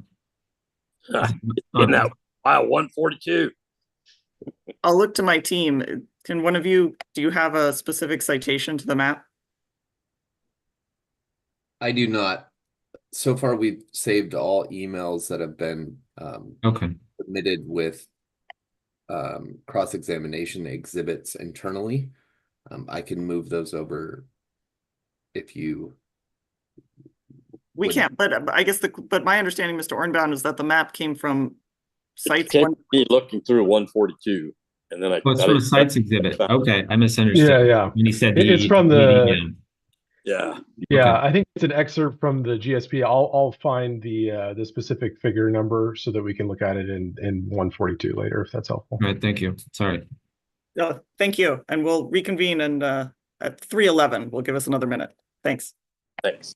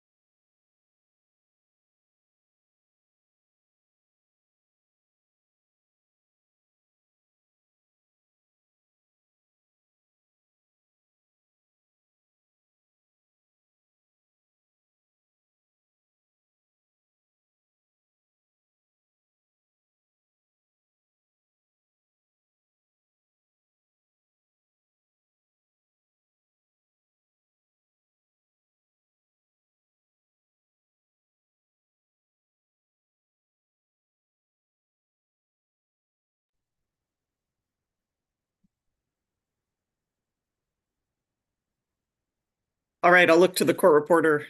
Are you ready for us to go back on the record? I'm here. Yes, thank you. Great. Thank you. With that, I will look and see if we have Mr. Ornbaum. We do need him.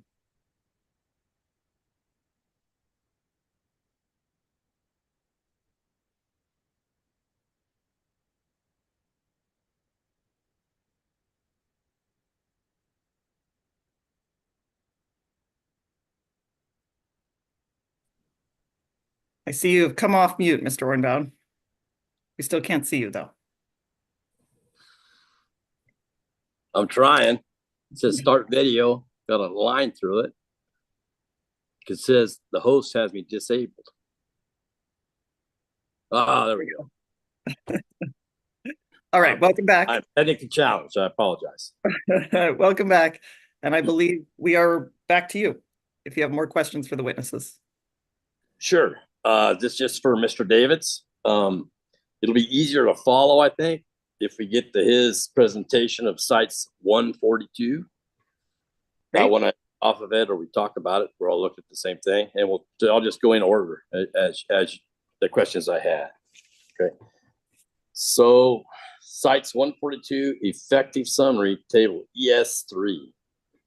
It's page ES 20 and sites 142. Does that help? We'll start with sites 142 and see if we can find it. Find the ES 20. It's a page number at the bottom.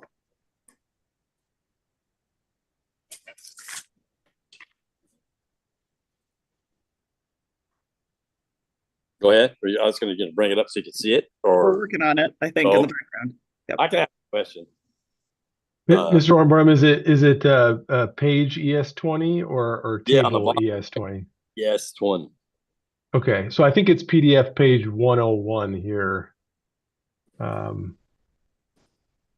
Is that the table there? Yes, it is. Thank you. Excellent. I'll need a lot of help navigating. I appreciate it. Hey, between the two of us, we'll figure it out. All right. Thank you. All right. This is a summary of undesirable results applicable to the planned area. So you want to elaborate on that? I just don't want to get I don't want to get out in the wrong spot. That's self-explanatory. Let's see here. Yeah, I mean, I think it's probably a lot for people that haven't been thinking about this a lot. We already talked about DWR's letter, incomplete determination, where they identified the overdraft, groundwater level problems, and subsidence problems. So that kind of covers a few of these things, and then this folds in some, seawater intrusion as not applicable. So yeah, these are like the 6 sustainability indicators basically, and whether they kind of apply or not to the subbasin. Okay. I was going to add something to it, but I'm not applying it right. I'll do the next part here. On page ES 22.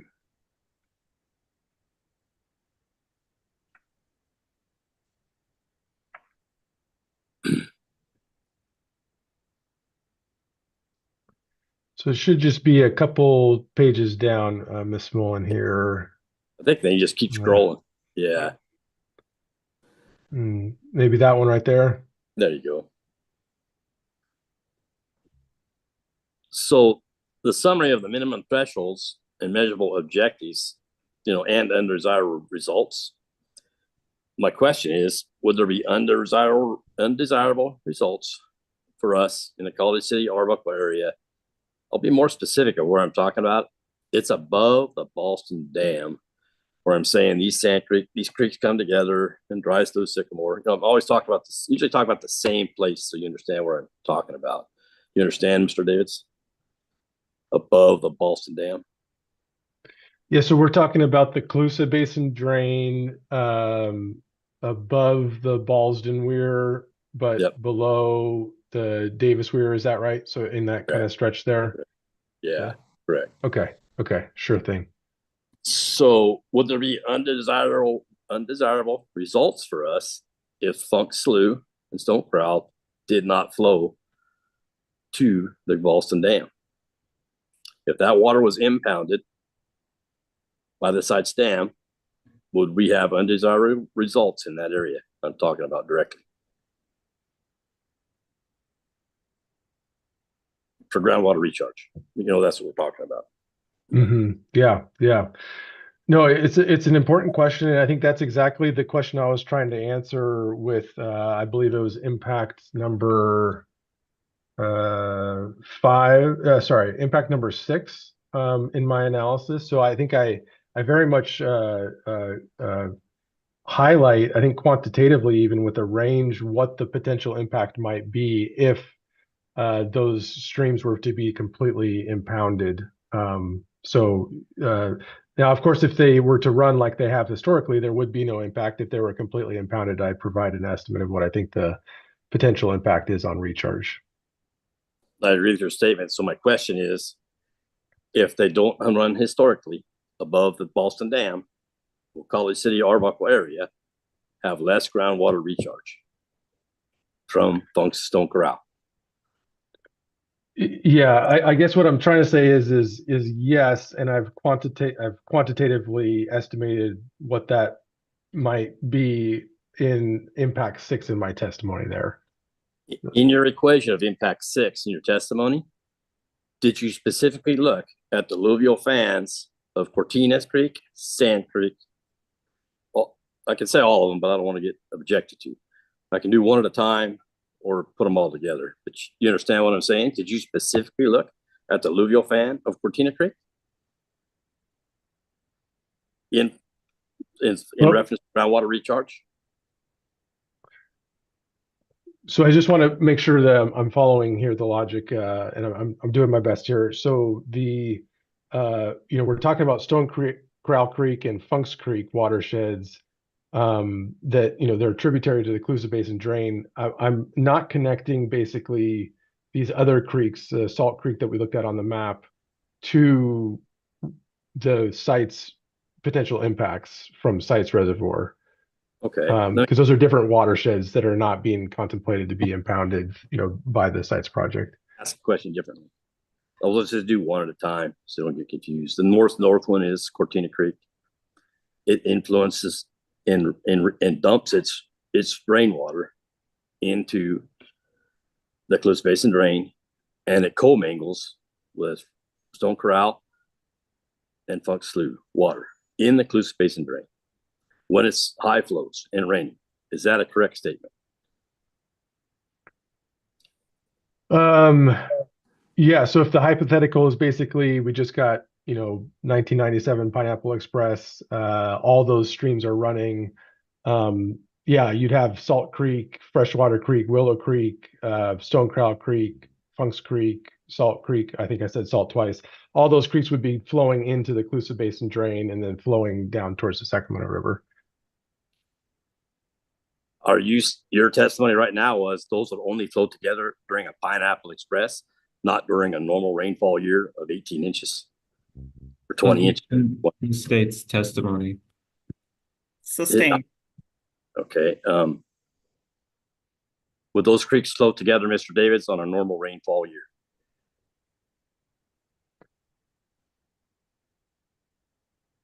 Well, this is an important question. I wish we had more data to answer it. From my inspection of the gauge data, unfortunately, there's only one of these tributaries that I know of that has a decent record from the USGS, and that's Stone Corral Creek.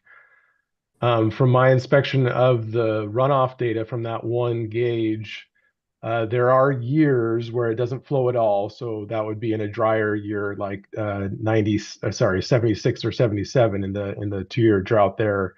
I recall it was completely zero. I think on average, those creeks probably flow a little bit. I think by May, they're basically dried up, and most of the water in the Colusa Basin drain would be from tailwater from Glen Colusa Irrigation District or other settlement contractors that are bringing Sacramento River or TCC water basically into the subbasins. So I think by the time you get to May in a typical year, there's not a lot of runoff occurring from these west side tributaries based on my inspection of the hydrograph for Stone Corral Creek. So, Mr. David, you just gave me an explanation of minimum and average. Could you give me an explanation of above average flows for Funk Slough and Stone Corral in the Cluse Basin drain above the above the Boston Dam? So just to make sure I'm headed off in the right direction, so you'd like to know an estimate of runoff from Stone Corral and Funks Creek in a wet year, is that correct? Correct. You Okay. just answered in a normal or dry year. I'm asking you in a wet year. Same Sure, question. sure. But Yep.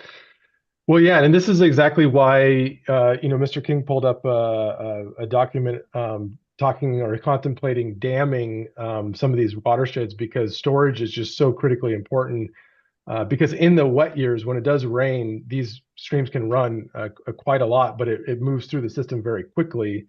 And it's that contact time that's so important to get the water, into the subsurface. So, looking at some of the data, it looks like on ranging something from the order of, again, 0 in dry years all the way up to tens of thousands of acre feet. Again, this is just runoff. This is not actual recharge. This is just water running off the watershed. So something on the order of like, tens of thousands of acre feet all the way down to 0, depending on the water year type. Mr. Davids, are you testifying that rainwater runoff of high flows does not infiltrate groundwater? Is that what you just said? No, that's not what I said. Okay. Okay, then the question is, does those times of high flows in the Cluse Basin drain above the Boston Dam, let me add to it, when those high flows are very high, they cover many acres. It goes up to the 45 foot above sea level of alluvial fans. Does that infiltrate the groundwater and help us in the groundwater recharge? Yeah, I believe I've already answered this question, and yes, I mean, when water spreads out and slows down, especially when it comes into contact with higher permeability materials, of course, a portion of that water is going to recharge. What I was trying to clarify is that if you have a stream that has a runoff of, say, 30,000 acre feet, we know that some of that water, or perhaps the majority of that water, is actually running off, down in the Sacramento River and through the Golden Gate. So what the proportion of that is on a particularly wet year, I did not analyze a particularly wet year. So could I ask why not? You didn't analyze a particularly wet year. Well, yeah. Or let me ask this: how would you get an average if you didn't use particularly wet years against particularly dry, and then get an average? How could you say your numbers are correct if you didn't analyze a wet year?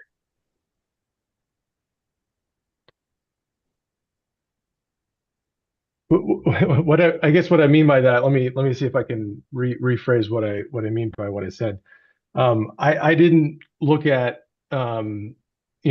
inundation maps of flooding events and try to come up with the extent of land covered. The assumption here in my work is that the areas that you're referring to, so again, between the Ballston Weir and the Davis Weir, those areas have a huge watershed attributed to them, something on the order of like several 100,000 acres, right? And so my assumption is that basically, even if Stone Corral Creek and Funks Creek went away, those flooding events that we're talking about right now would still occur, whether Stone Corral Creek or Funks Creek was there or not. There would be a small impact. Potentially it would rise to, maybe 45.5 feet instead of 45.7 feet without those watersheds. But we have a huge amount of watershed area, both downstream and upstream and off to the north and the east, that contributes to the Cluse Basin drain. And so, I didn't do a flood inundation modeling basically effort where it was like, what if you took away Stone Corral and Funks Creek? How would that change the inundation area. My assumption is that that area would be inundated from other watersheds already, and it's really those upper portions that are going to be impacted potentially if sites does impound Funks and Stone Corral Creek, so that the runoff is different from those two watersheds.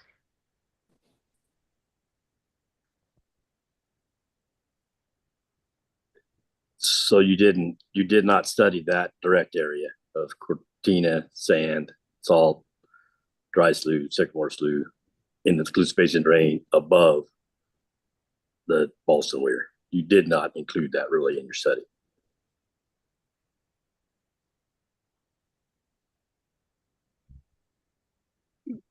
Objection asked and answered. I'll overrule it. I don't know if it was answered. I think it's a direct question.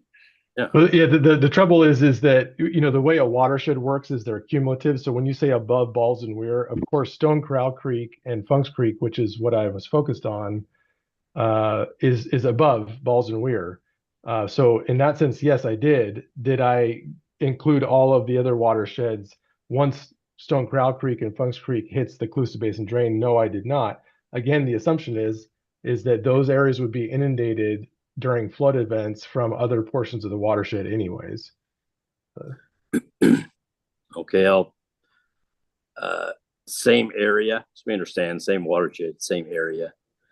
Is there where else in Stone Corral and Funks Creek are they in a groundwater deficient and subsidence area in your study? Is there anywhere else other than Arbuckle College City?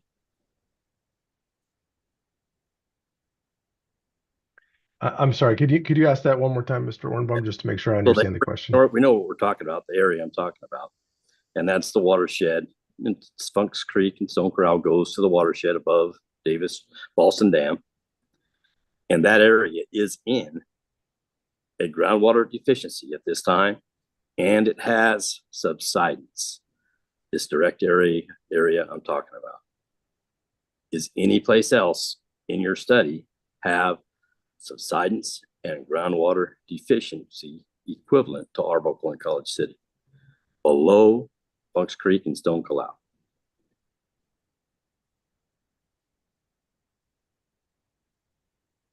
There's two focus areas in the groundwater sustainability plan. One is in the Orland Artois area in the north, and that's above what you just referenced. And then there's the Arbuckle College City area in the south. Those are the two focus areas that have subsidence and domestic well impact. So I think the answer is no. There's no other areas below the Ballston Weir. I think that's what you asked. So I think the answer is no.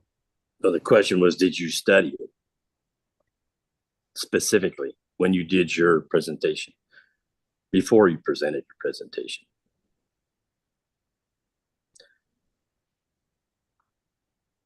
I'm sorry, what is it now? Did I study it? What are we talking about? The area of the alluvial fans that feed the Colusa Basin, Cortina Creek, Sand Creek, Salt Creek, Dry Slough, and Sycamore Slough are alluvial fans that are under the Colusa Basin drain.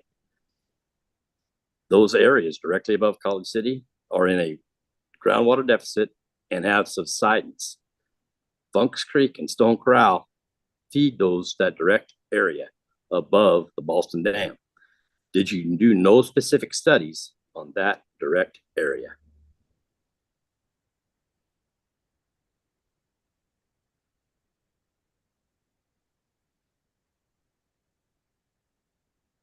I did not perform flow measurements in that area. And I did not do inundation mapping, as I've talked about for that area. I think I've explained the assumptions in my analysis. So I think that's basically the response to that.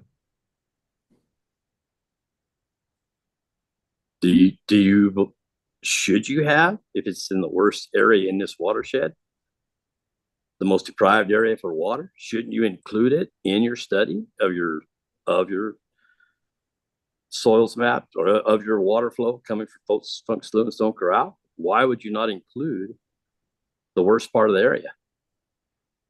Objection assumes facts, not an evidence with respect to worst part of the area and So sustained. let me ask the question this way. Mr. Davids, why did you not specifically consider the alluvial fans downstream of the confluence with Funks and Stone Corral Creek in your analysis? Sure thing. Yeah. I'll try to. I'm going to say the same thing I've said, and hopefully it'll come through here.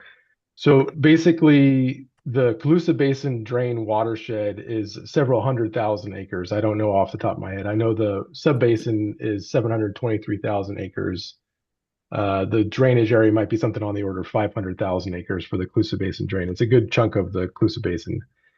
If you take away, let's call it something on the order of 10% of that watershed contributing runoff to that area, basically my assumption is in these wet years that we're talking about, these are extreme wet years, as Mr. Ornbaum pointed out here, that those areas would be inundated. The ones we're talking about now would be inundated from other runoff. And so that's I mean, that's the assumption basically that I operated on. And I think I articulate that in my testimony. And so that is why I didn't do a specific analysis on that area, is because, again, the assumption is that that would be inundated and flooded from the other runoff occurring from the majority of the watershed that's outside of the watersheds in question here. So maybe just to follow up on that, I'll try this, and thank you for your patience on this. Can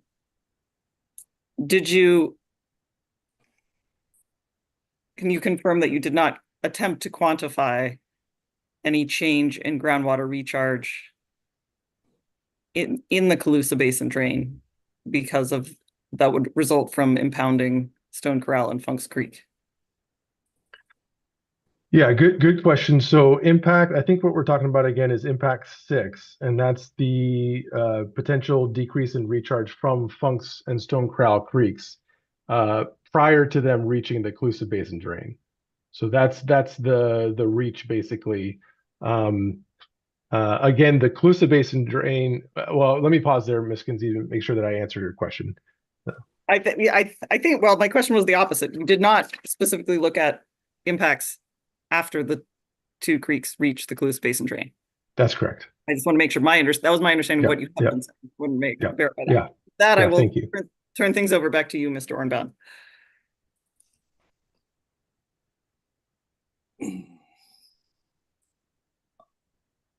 In your last testimony, I believe you said it was 10 to 11% when this watershed is inundated is coming from Funks Creek to Stone Corral. Is that correct, Mr. Davis? I shouldn't make up statistics on the spot.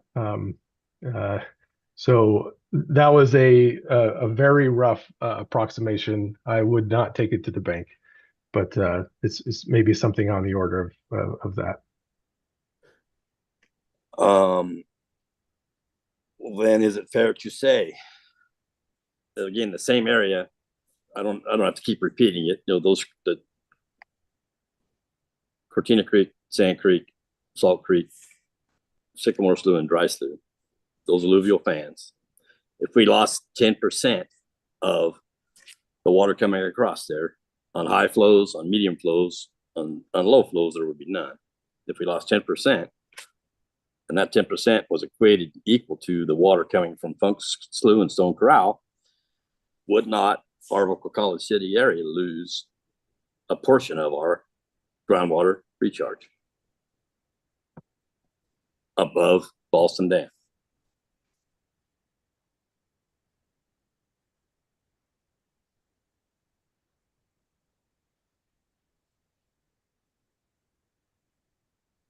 This is a very important. It's a very difficult question. Maybe I can clarify. Are we talking about the extreme event still, where we're talking about water coming out of the boundaries of the normal Colusa Basin drain and inundating areas outside of that, flooding large areas of land like you had mentioned before? Or are we talking about kind of a normal or a drier year where the Colusa Basin drain stays within its boundaries and you take away some water from Stone Corral Creek? Because the answer depends on which condition we're talking about. So I just want to be clear here. I'd like to answer both those scenarios, because both of them, I want to understand how they would affect the groundwater recharge in our College City area above the Boston Dam. Both scenarios, please. Okay, well, let's start with the drier scenario. So you can imagine the Coosa Basin drain. It's some sort of a trapezoidal channel. In maybe a typical year, let's say that it doesn't flood outside of its boundaries significantly. If you have a decrease in runoff or tributary water to that area, you'd expect some decline in the water stage, but there would still be water that would, roughly be filling up the Coosa Basin drain. So I would not expect to see a significant impact. I think your question was, would you see any? I think, yes, you'd maybe see some amount, but it would be some small amount because of the decrease in stage of that waterway. And that's basically the energy that's driving that into the ground. In the case of a flood year, where you have large inundations, again, that jumps outside of the levee or outside of the bounds of the normal Coosa Basin drain. And again, I can't, as I said, answer the question of where that inundated area, how that would change, basically, if you took away the 10% from Stone Corral Creek and Funks Creek, or whatever that percentage is. If you took those watersheds away, how would that change the inundated area and the resulting recharge? I can't say. It would not add to the groundwater effects of the Carbuncle College City area. Would it add to it? Would you have more groundwater? Or we have less groundwater? Recharge. You're making a long answer of a short question. No, Mr. Ornbaum, I promise I'm trying my best to be precise and technically accurate. I'm struggling a little bit to follow the questions here, and there are technical nuances that I'm trying to articulate with my question. So if you could try to answer it or ask it again, I'll do my very best to give you the technically accurate answer. The natural flows of Funk Slough and Stone Corral go into the Coosa Basin drain far above us, but they flow by us in College City, Arbuckle, above the Boston Dam. Any restriction in those flows, will that hurt our natural groundwater recharge? At 1%, half of 1%, will it hurt it? It's a yes or no answer. I'm not asking you to quantify it. I asked you to quantify. You quantified it earlier, then I tried to have you elaborate, but you backed out of it. Will it affect our groundwater recharge in our local College City area directly? Not as a whole subbasin. I'm talking just about above College City.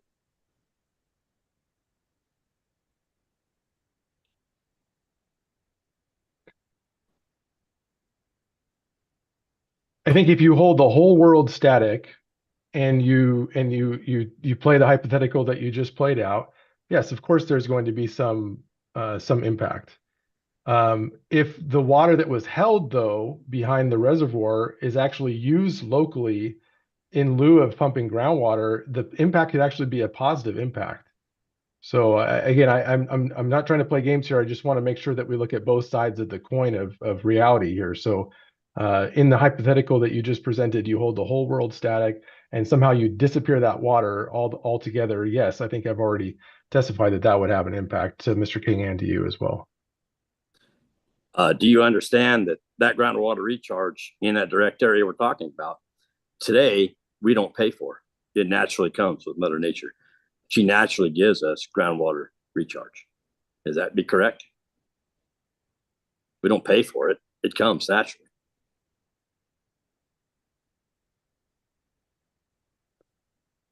And the question is do I understand that? Do you understand that? That we don't pay for that? It's just a natural flow from creeks. Well, wait, Mr. Ornbaum, I think this seems like a complicated question. I actually don't know. Do you pay for under the GSP? And I don't mean to. I'm not. No, not today. We don't. I think this is. Can you be more specific with this question, because it does seem complicated to me potentially? Okay, Mr. Davis, you're alluding that this water would go behind the dam at sites, be brought back to our area. That will be very expensive water. Today, it recharges our groundwater at no charge. Mother Nature puts it back. Once you impound it, it becomes personal property. I want to make sure you understand the distinction of those two flows. Mr. Ornbaum, I think that's enough on this line of questioning. This sounds like it's more appropriate for your own testimony. If you can move on, if you have more questions for Mr. Davids, I think now is the time to move on. Okay.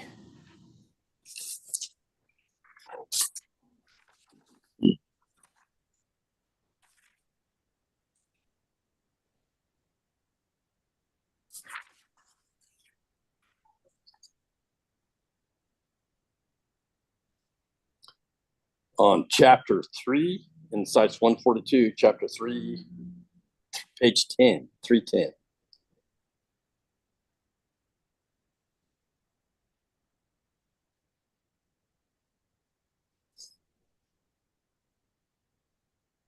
That big document, it takes a while to open, I think. Yeah. I try to go in line. I'm trying to go in order. So just scroll and you'll find it. So this is, Mr. Ornbaum, this is page 310, is that correct? Yes, I believe so. Chapter 3, page 310. Okay.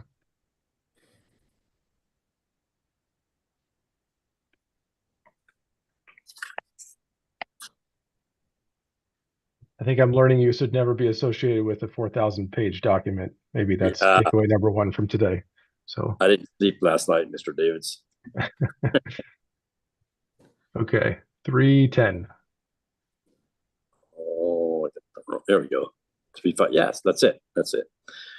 And section 3151, natural surface waters and conveyance infrastructure. Right. In the middle of that, I'll read it to you, but you understand it. 3 major water conveyance infrastructures also exist within the sub-basin. They are Tehama-Colusa Canal, Glen-Colusa Canal, and the Colusa Drain. Smaller canal and channel systems transport water between the natural waterways and the conveyance infrastructure. The natural and man-made water channels within the sub-basin are interconnected. I'd like you to just understand that this is the lower part of this drain is the area I'm concerned with. And they're all interconnected. All this comes down, and it's a wonderful thing that all that rainwater from the summertime comes by us there. It's a good thing, helps us. Then the next page, I don't know what's the next page, because it doesn't say the page number, but figure 3.6. There we go, yeah. Keep going up. It's in the bottom portion. There you go, stop. So right there where it says Arbuckle and College City in the lower portion, right north of that is the same area I'm talking about. All that watershed goes by this area, north of the Ballston Dam. Objection, I'd like to move to strike all this testimony, or maybe get to a question. Let's get to a question. Does all this summer water recharge the aquifers in the College City, Arbuckle area above Ballston Dam? Objection, I guess, to this water. What was it, Jeff Chain? Oh, the objection is to what you mean by this water. Which water are you referring to, Mr. Ornbaum? And you also said summer water, so I can add that, please. It's the water on the previous page that we were just talking about. From all that drainage comes by right there, right, Mr. Davids? And then by summer water, what do you mean by summer water, Mr. Ornbaum? That is, most of it is Sacramento River water, purchased from the Bureau or from the district, and the summer water flows by there.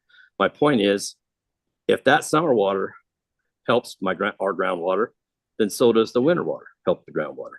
You need a question, though.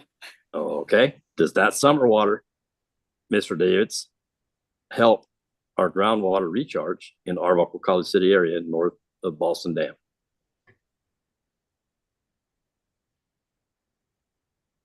Help recharge our groundwater.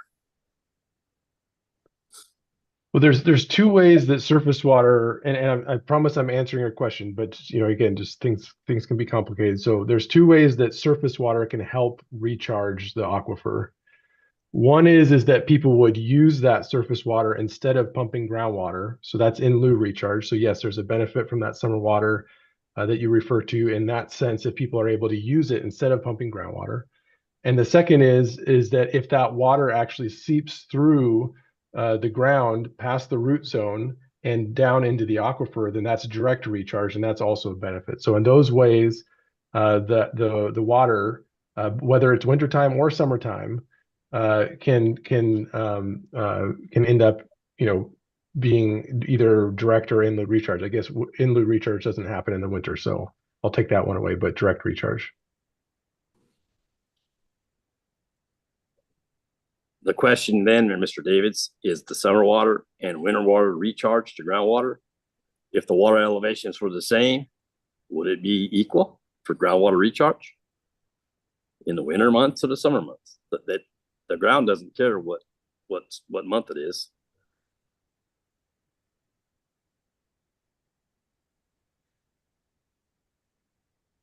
So let me just make sure I understand your question. You're saying, imagine the Colusa Basin drain, and you have it filled up to some level, some operating level. Does it matter how much seepage you get from the Colusa Basin drain, whether it's the wintertime or the summertime? Is that the question? Yes.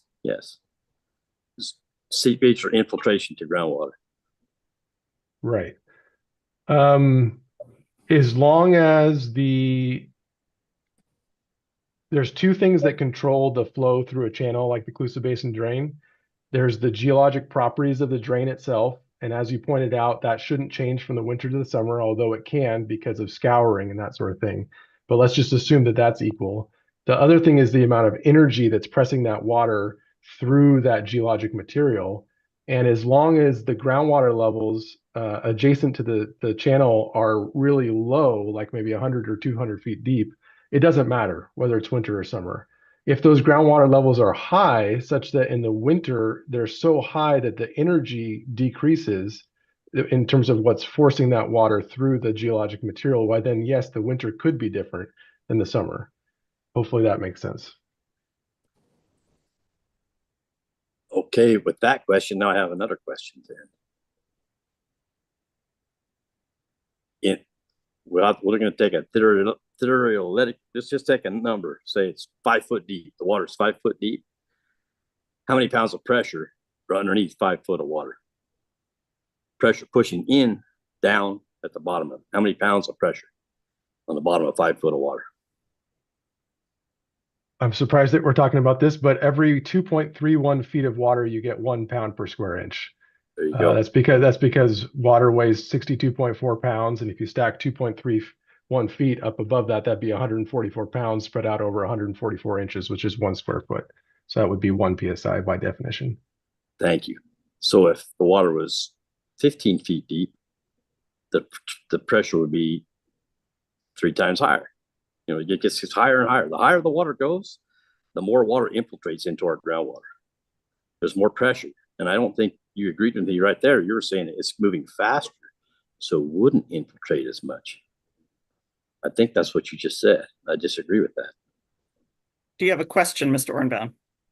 Yes, my question is, if the water is moving faster and it's deeper, will the infiltration rate be more or less? Depends on how fast it's moving and how deep it is. You said when it's moving faster, it has less infiltration of groundwater. Is that true? When it's moving faster, it has less infiltration of groundwater. Is that true, Mr. Davis? When did I say that when it's moving faster, there's less infiltration? I thought that's what you just said. Does it matter on the speed of the water matter or the depth of the water? Okay, let's see here. Seepage through an unlined canal. I already talked about two of the things that matter in terms of coming up with the quantity. That's the geologic material and it's the energy that's driving that. Now, Mr. Ornbaum, the only thing I would correct to your understanding is basically it's not just the elevation of the water in the canal, it's also the elevation of the water in the groundwater system. And it's the difference between those two. So if you have a shallow groundwater, that can actually mitigate some of that energy. So you only get the difference between the groundwater and the surface water. Now, the velocity of the water does not matter other than the contact time that water has in contact with the geologic material. In other words, if you have a fast moving stream where it flows for a day and then it's dry, of course that recharge is only occurring for that day. If you have a slow moving stream that's a low gradient, slower pulse of water, and maybe you get a week out of it, why then you're going to get 7 times more contact time for that recharge to occur. So that's the only way I can imagine how velocity plays into the equation. I don't recall saying what you, I think, recall me saying, but hopefully that's helpful. That helps. I agree with your statement. In the Arbuckle College City area, is the water table high, like you suggested, or is it low? Like we, it's lower. We know it's lower. So would not, when the water table area in Arbuckle College City is lower, and the I'm Cluse sorry, Basin, can you start the question again?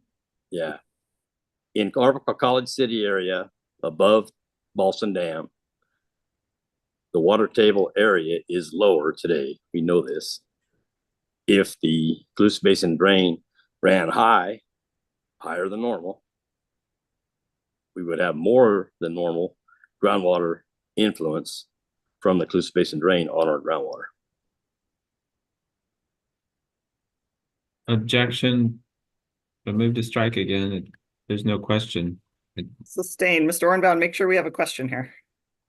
The question is, Arbuckle College City area, when the groundwater is lower, the groundwater table is lower, and the Cluse Basin drain water flows are higher, above sea level, groundwater in College City is below sea level, would we not have more infiltration to our groundwater? More than what, Mr. Ornbaum? More than normal. Well, his statement was, if the water table was high, we'd have less. So I'm asking if the water table was lower, we would have more. I see. Okay, so the hypothetical is basically if you had the Cluse Basin drain and you had the water table up near the surface of the Cluse Basin drain, perhaps as it was historically before pumping, if you compare that state to now the current state where the groundwater has been depleted to below the bottom of the Cluse Basin drain, is the question between those two states, which one you get more recharge from? Is that the question? Correct. Yeah, so the physics that I explained earlier is basically if you disconnect that stream and it lowers down, you would get more recharge from the when the water table is lower than if the water table was near surface, because you have more energy driving that fluid through the pores. Thank you. I agree. Okay.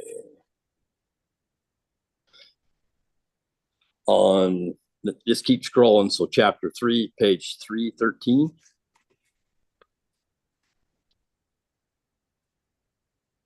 I'm doing it in order, I think. Right there. On the bottom paragraph, Cluse Basin Drainage Canal System. The Cluse Basin Drainage Canal System, or Cluse Drain, is a drainage system that transports rainfall runoff, agriculture runoff, and return flows away from agricultural lands in the subbasin to the Sacramento River and the Tule Canal, Nice Landing, Yolo County. Many of the smaller natural streams of the region, including Willow Creek, drain into the Cluse Drain.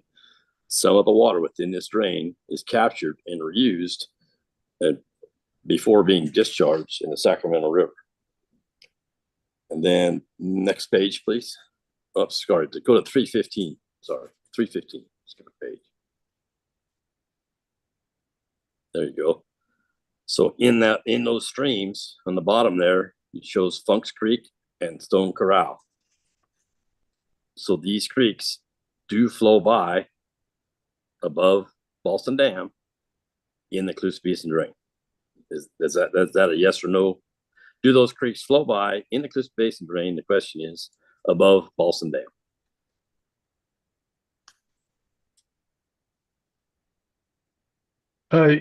Yeah, so I think we've talked about this. So the answer is yes, those are part of the cumulative watershed above the Ballston Dam watershed, basically. So Right, thank you. yes.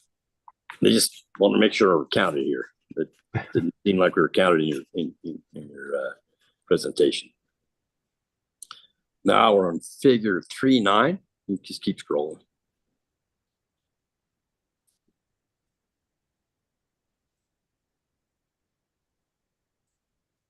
There we go. On the bottom portion. Okay, that's fine. Thank you.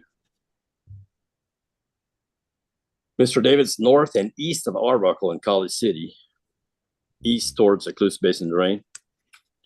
What are the hydrologic soil types around Arbuckle, College City, above the Ballston Dam? And I am colorblind, so I do need some help with this. I want to make sure I get them identified correctly. Okay. Ms. Mullen, would you mind just zooming in a little bit, please? Thank you. And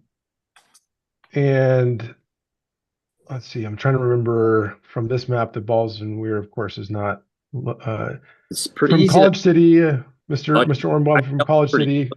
I can help you pretty easy by the colors on the map. Sure. So Sycamore Slough is coming down paralleling the Cluse Basin Drain. Dry Slough is to the east. Sycamore and Dry originate the same place, the Saccone River, and they come together right at the Cluse Basin Drain. And that's where the Ballston Dam is, because that was a natural high spot, and that's where they dammed it. So right where those come together, if you just go east of the red mark above College City, that's really close to where that is. Does that help? Yeah, I think so.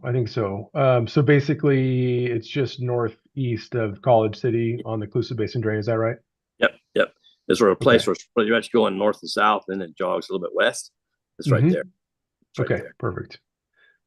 Just at the bottom of that north-south reach, is that right? Yeah. Okay. And I think the question was the soil group. So maybe if you could just scroll down a little bit, Ms. Mullen, so I could see the legend there. Thank you so much.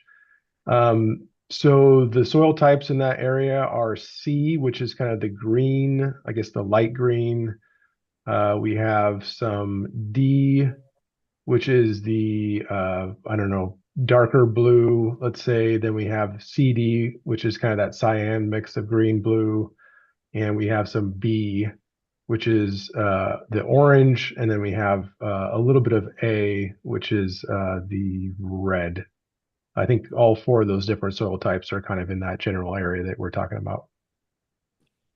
Mr. Davis, could you classify the water permeability to groundwater in each of those soil types at a 45 foot above? That's what our floodplain is, from 20 to 45 feet. All those soils are identified in our floodplain. I'm not sure I caught the question there. Okay, can you repeat that? Tell me the water permeability of all the soils in that area above College City and east of Arbuckle? The ones you just... Yeah, no, I can't. Even within a hydrologic soil type, there's a very wide range of potential saturated hydraulic conductivities. It depends on depositional environment. There's no way to answer that question, unfortunately. There's no way to answer that question, Mr. Davis? Okay, if you're asking for the permeability of these soils, the way to answer it would be to dig a pit and fill it up with water and measure how long it takes to go down, and then repeat that in 1,000 or 10,000 or 100,000 different places, and then you'd have a basis to have an opinion on the permeability of the soils, between these different hydrologic groups. Yeah. I apologize. Asked the wrong question. Will any of these soils allow water infiltration into the groundwater for that area above Ballston Dam? Yeah, I think we talked about how all soils to some extent will allow some transmission of water, and it's just a matter of how much is a question. So that's kind of quantitatively, we would call that the hydraulic conductivity. But yeah, I mean, all soils that we're looking at will, to some extent, transmit water.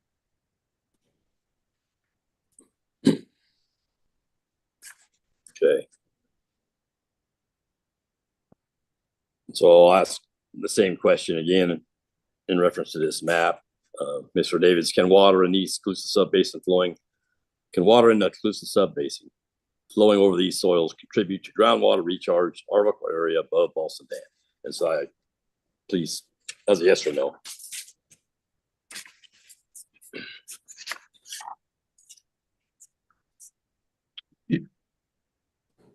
Yeah, the answer is yes. To the degree, I'm not sure as I sit looking at this map.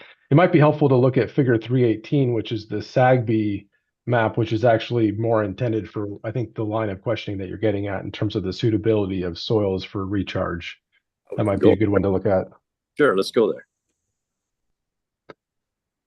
there. Ms. Mullen, that would be down a ways. It's figure 318. Let's see if I can just search for it here. So I believe it's on page 215, PDF page 215. And I think Mr. King brought this up in our conversation as well here.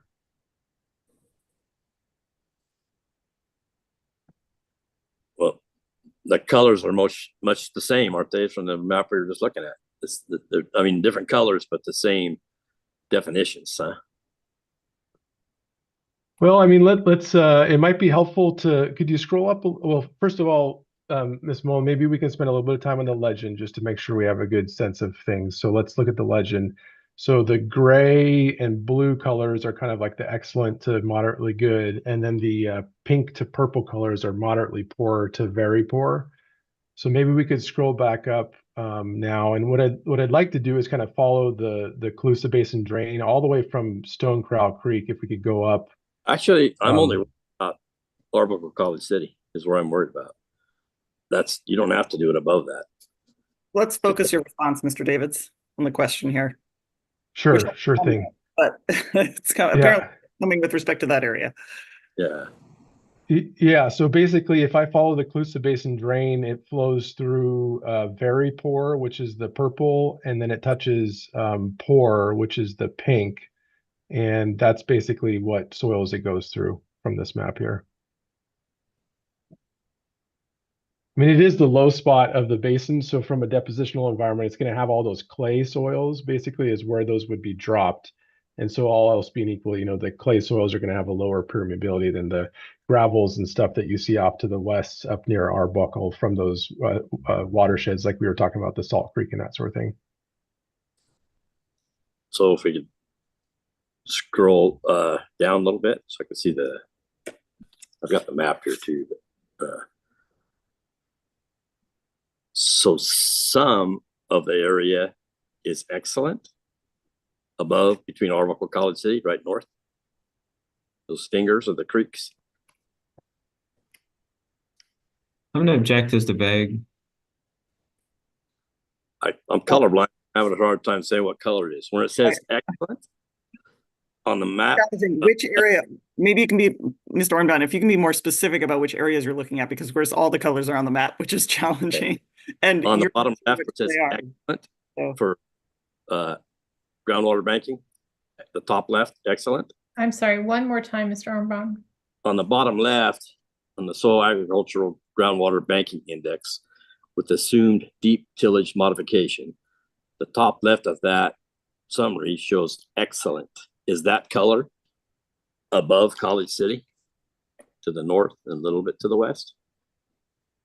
Yeah, there's a little kind of C shape, if you will, between Arbuckle and College City of that excellent. And I would imagine that's some sort of a paleo channel or old deposit from one of these western tributaries that we're talking about. And then the Colusa Basin drain itself looks like it flows through poor and very poor soils for its entirety there. And then the part where it says moderately good, the lighter color.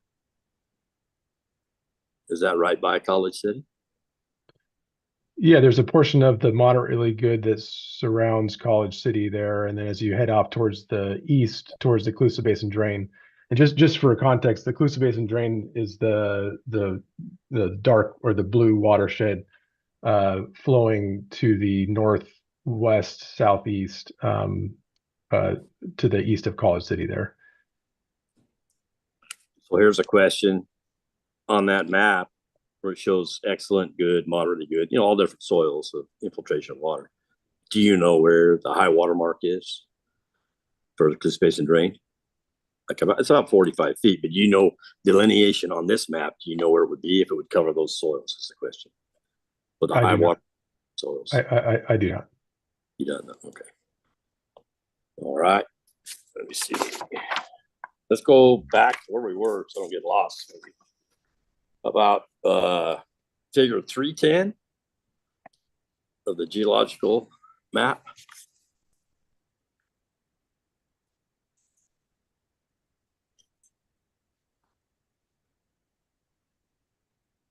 Maybe I'm misleading you.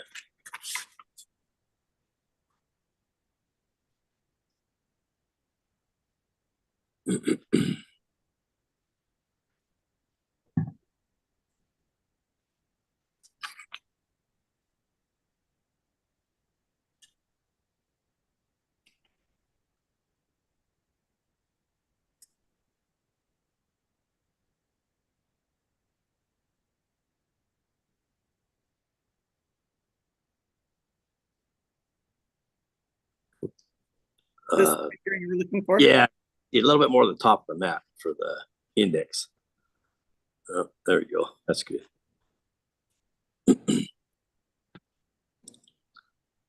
So, Mr. Davids, on this map, are the alluvial fans in the north and east of Arbuckle and College City above the Boston Dam?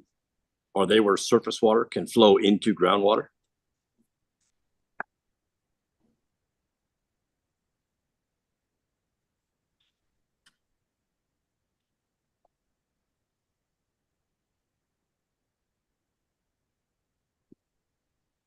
I'm trying to interpret this geologic map. There's a lot going on here.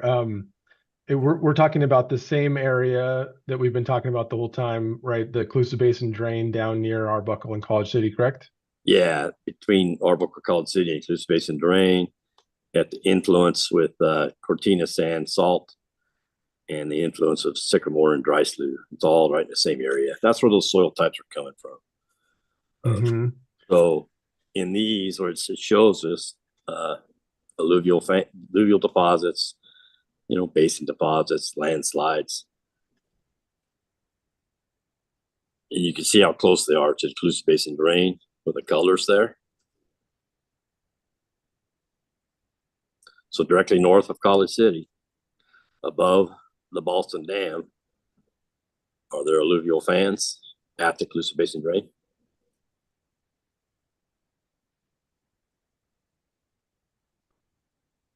I shouldn't have said fans. It says alluvial deposits. I'm sorry. I'm reading the map. No, that's fine. Thank you. Yeah. It looks like if I follow the Colusa Basin Drain from north to south, it looks like there's one. Again, if we trust this, the extents of these geologic formations here, it looks like there's one that does touch the eastern boundary of the Colusa Basin Drain, and I believe it's the one that you're talking about, which is north of College City. I don't know if we could zoom in maybe in that area, but we basically see the tan color hitting the Colusa Basin Drain.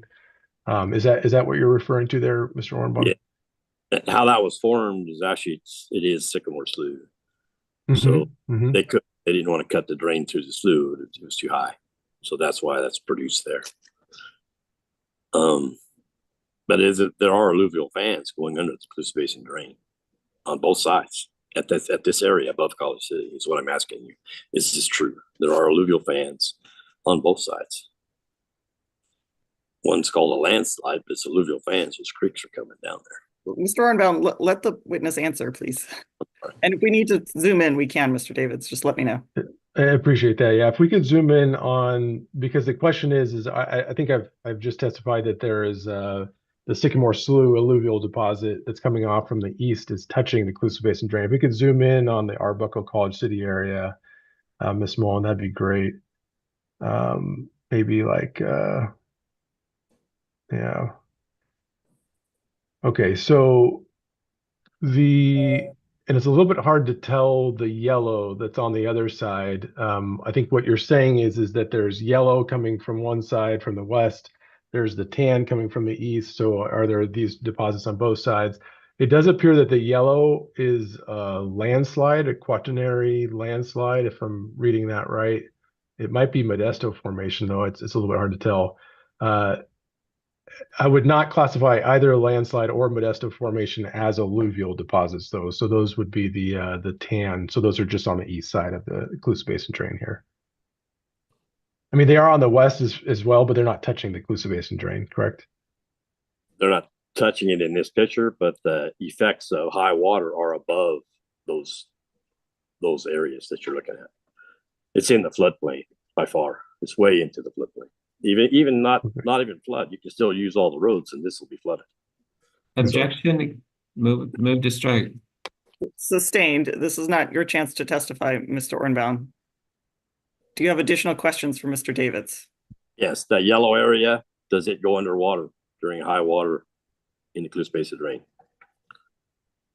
Above Arbuckle College City, the yellow area that's closest to the Colusa Basin drain, when it goes underwater, does that help our groundwater recharge in the Arbuckle College City area above Ballston Dam? Okay, so are you asking if it goes underwater, or if it does go underwater, if it would support recharge? Well, it actually does go underwater, but I'm saying ask one question at a time, please. We'll get through this. Well, he asked a question. It does go underwater. He did not ask you a question. Mr. Ornbaum, please ask one question at a time. We will get through this more quickly. I believe your first question was, the area shown in yellow, is it inundated at certain or during flood events? I'll put that. I don't know for sure. I trust your word, Mr. Ornbaum, as someone who lives out there, but I don't know. So the question would be, if it were, it would groundwater recharge for us, Arbuckle College City area. That soil type. Well, landslides are, if that is a landslide deposit, I mean, landslides are very complex geologically. The recharge capacity of a landslide, it depends on so many different things. Again, would some drops of water get through the landslide formation? Yes. How much, if that's what you're asking me to put a range to it, is a lot? Is it a little bit? I don't know. It depends on the deposition of the landslide. Then we'll go back to what the formation of Sycamore Slough. Will that help our groundwater? Same question. Arbuckle College City above the Ballston Dam.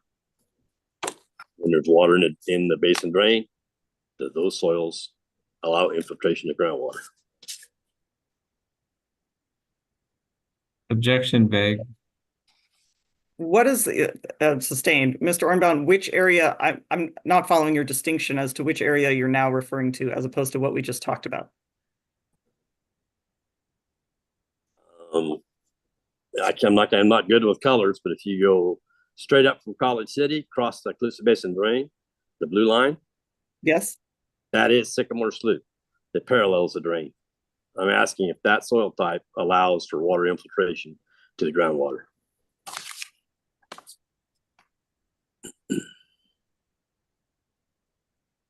If you understand the question, Mr. Davids, go ahead and respond. Yeah, I'm afraid I don't. Yeah, maybe we could repeat that. The soils in Sycamore Slough, east of the Colusa Basin drain, they're under it if you build that picture up enough. Do those allow for groundwater recharge?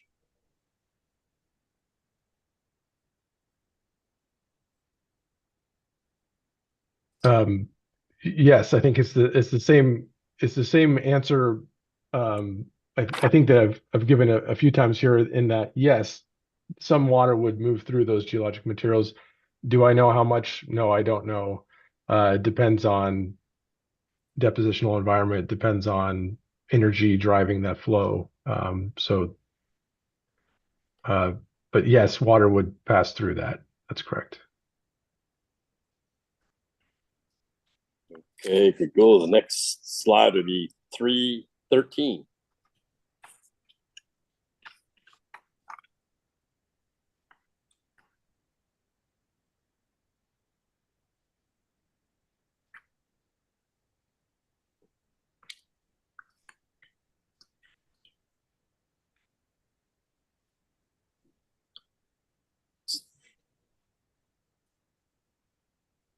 So this slide, Mr. Davis, is in reference to figure 310. That you understand where we're at. It's just giving you a line of line F. Or we want to go back to 310, and then come back to 313 to understand. Yeah, I mean, I think to interpret both for me and for the rest Yeah. of the group, we do need to understand where the cross sections are before we start looking at them for sure. Go back to figure 310, please. And I would like to caveat, and now that we're looking at geologic cross sections, that I have a hydrogeology degree, I'm not a licensed hydrogeologist. I'm a licensed civil engineer. So please take my geologic interpretations with a grain of salt.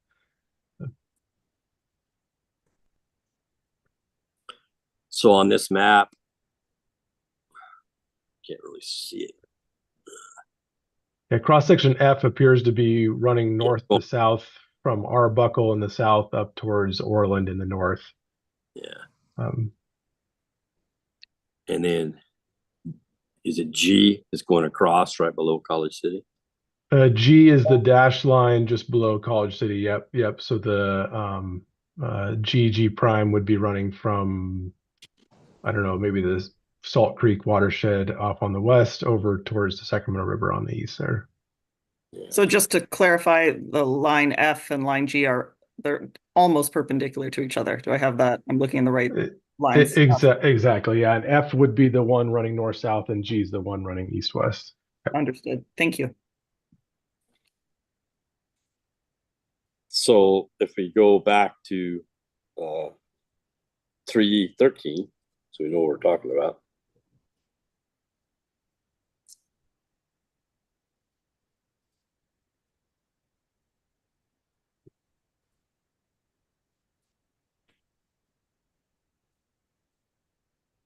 Now I have to get oriented. On the bottom picture, cross section FF south portion shows a Colusa Trough twice to the left, one on D and one on F. Then it shows Cortina Creek and Tehama-Colusa Canal. So in the Colusa Trough, what is, Mr. Davids, what is the topsoil in that picture? Well, from the index below.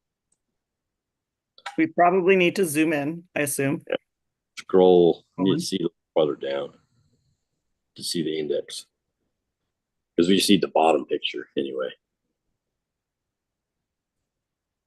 Yeah, and as you're scrolling in, there's a veneer or a thin layer of alluvium, which is the lighter of the two brown colors on top of the Tehama Formation, is what this geologic cross section is representing.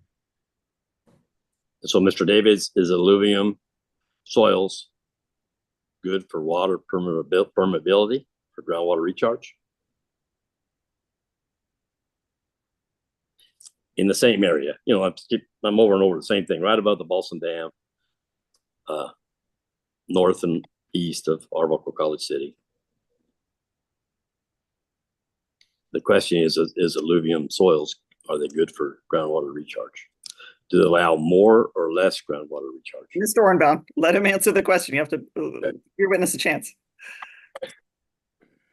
Well, I kind of liked where you were going at the end of your question because you started to make it relative to something. Because when you say, is it good? What do we mean? In reference to what? So when you said, is it good compared to, is alluvium better than basalt? Is alluvium better than? Can you give me something to put it into context? And I guess the other thing is I would love to know this question, and the only way in my mind to really know it is to go out and take measurements of it. That's why I'd perform the measurements on the creeks up in the top of the watershed. If we wanted to know how much seepage we get through these portions of these soil types, we need to do an infiltration test. I think that'd be wonderful. But as I sit here today, geologic settings are extremely heterogeneous, meaning they're extremely varied over space, and it's really difficult to sit here and look at these geologic maps and basically make an assessment of whether something's good at recharge or not. But anyway, sorry, a little bit more than you asked for there. But is alluvium good? I think that was the question. Does alluvium allow more water infiltration than the other soil types on that page right there, which allows the most water infiltration of that selection? Yeah, I'm afraid I can't answer that. There's just too many variables. You could have basalt that would seem like a concrete parking lot, but if it has a fracture in it, the water will just pour right through it. If you have a lava tube running through it, it'll flow like a river. So I unfortunately I just can't answer that question. I promise I'm not trying to be unhelpful. It's just it's a very difficult question to answer. Okay. I'm not getting anywhere. I'm going to skip my next slide. Go to the next one. I'm not getting anywhere here.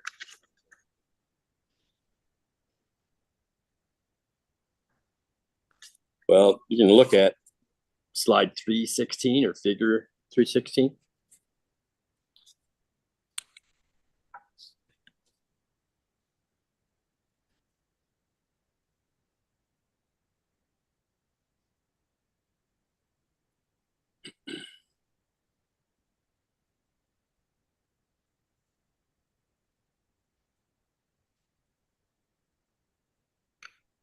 So, Mr. Davids, in your groundwater presentation of effects of Sites Reservoir, did you consider the geological structures, folds, and faults that affect the subbasin, specifically in Arbuckle College City area of the Coos Basin Drain above the Ballston Dam?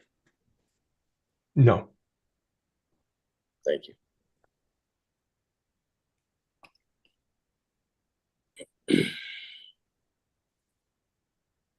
And then, so page 332.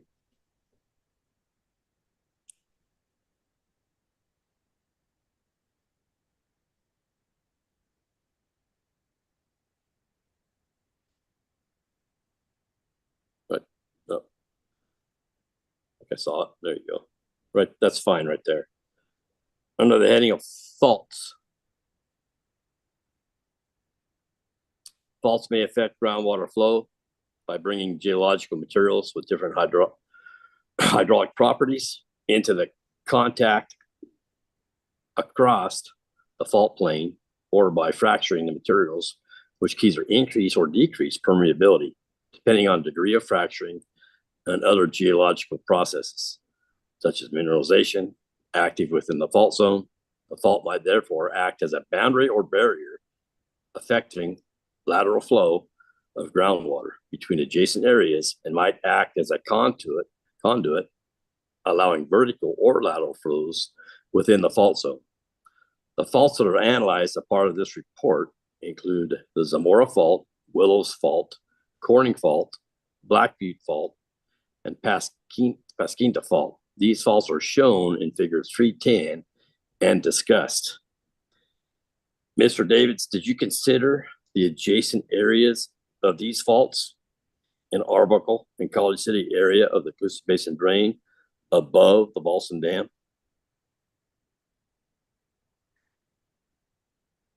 No. I did not. The incorporation of faults into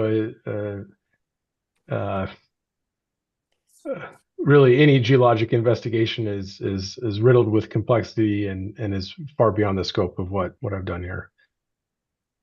Okay, page 3 34.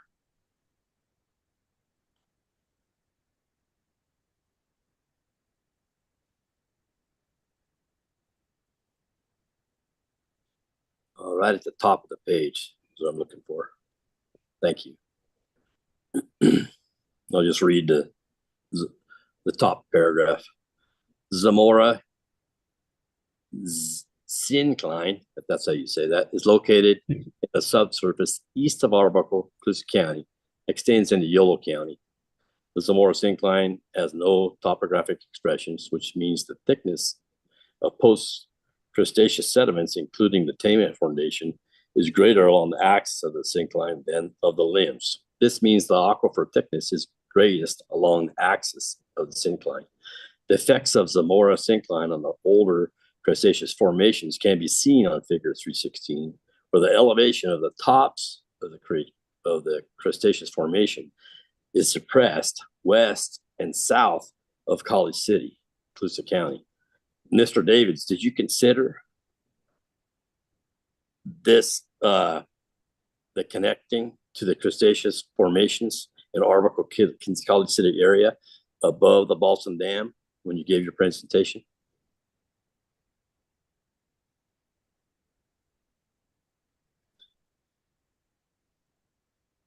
I did not include information about synclines or and by the way, you got the pronunciation perfect there, syncline or faults in my analysis. All right. Or anticlines to try to stave off the Greenwood anticline if that's the next question that's coming. Well, no, you're ahead of me. I don't know. Okay. All I right. don't know what you knew. I just want to understand. On page 335.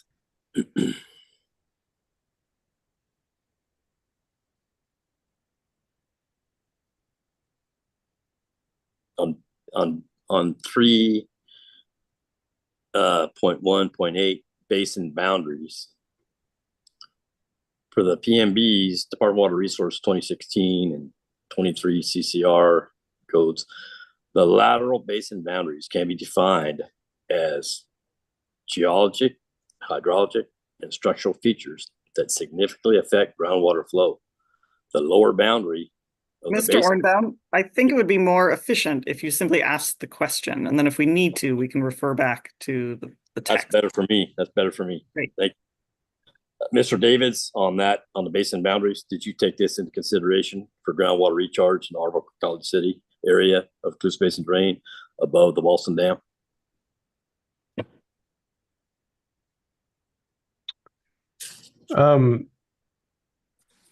It might be illustrative to just have me. I know it's been a couple days since I summarized my testimony, but basically, I analyzed the subbasin as a whole, and you could think of the sites reservoir as a knob. So without sites, with sites, and I identified 7 impacts. I think it's a fairly, it's a fair representation of things that turn the needle in a positive direction for this Coosa subbasin, and turn the needle in a negative direction for the Coosa subbasin. I think it was clear there that I didn't do modeling work to try to look at boundary conditions. I think the site's reservoir doesn't impact boundary conditions, in terms of the things that are listed here in terms of lateral flow from the Butte subbasin, for example. That's not a knob that I looked at. So I guess the answer is no. Well, that's a great analogy. Can I borrow that analogy of using a knob on the site stamp? That's a great analogy. It simplifies it. Creativity is plagiarism is the greatest form of flattery. Maybe that's the best way to say it. So sure, go for it. In your presentation of groundwater recharge, on that knob you got your hand on,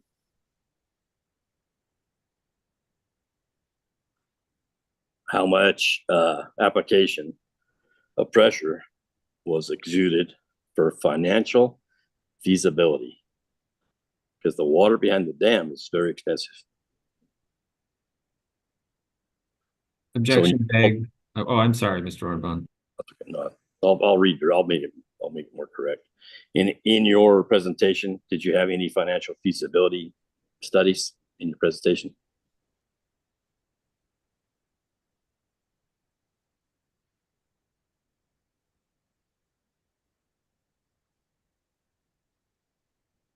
I think the answer is no, but I do want to make sure I understand what you're talking about before I resolutely say so. So you're talking about like water affordability analysis, something like that of sites water. Is that correct? Yes. Yeah. No, I did not do any of that analysis, and that's why I presented the potential benefits from sites in terms of its impact three, the potential increase in recharge utilizing sites project waters. I present that as a range from 0, meaning none of that water is used locally, all the way up to 21,000 acre feet, meaning most of it's used locally. So I think the question of what happens between 0 and 21,000 is a discussion between the county, what they do with their allocation of the water resources. Boy, as a person who lives in the Sacramento Valley, I sure hope that the Colusa Subbasin moves towards sustainability. It's very important to me as well, as somebody who's worked on this for a number of years. So I think that's why I presented as a range, and no, I did not do an economic analysis to land within that range or make a speculation of that.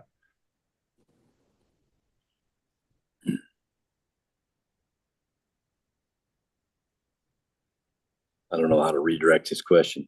I'll try. For financial feasibility in Colusa County, simple answer is if the farmers could not afford it, then on your presentation, it would be a negative 2,400 acre feet if none of that water was applied to Colusa County in your presentation. 2,400 acre feet of groundwater recharge. We'd be in a negative if we built sites and did not put that water on our properties. Is that a question, Mr. Ornbaum? Yeah, well, he's gave a broad range from negative 2,400 to a positive 25,000. No, I understand where you're going. You just didn't frame that as a question. What would cause it to be the negative, the 2,400? What would cause that in your groundwater recharge? Sure. It might be helpful to bring up the slide that we're talking about, if we could, Ms. Kinsey. I don't know if that would be helpful. That would be helpful. Okay. Yeah, I think it would be sites 261, and then you can go to maybe page 4 would be, sorry, page 5 would be great. Thank you, Ms. Mullen.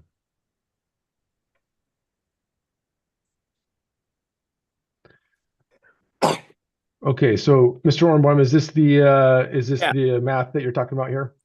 Very good. Yes. Very good. Okay. All right. So let's see if we can step through this. And the final paragraph of my written testimony also summarizes this, but I think it's easier to look at in graphical form here. So basically, the way the math works is if you go through and you add up the very smallest number from each of these impacts, 1 through 7, and by smallest, I mean either 0 or negative. Basically, that yields negative 2,400. So let's just walk through each of them. 1 is not a range, 2 is not a range, 3 is a range. So 0 would represent basically not a single drop of sites water being used locally within the Colusa Subbasin. So that would be 0.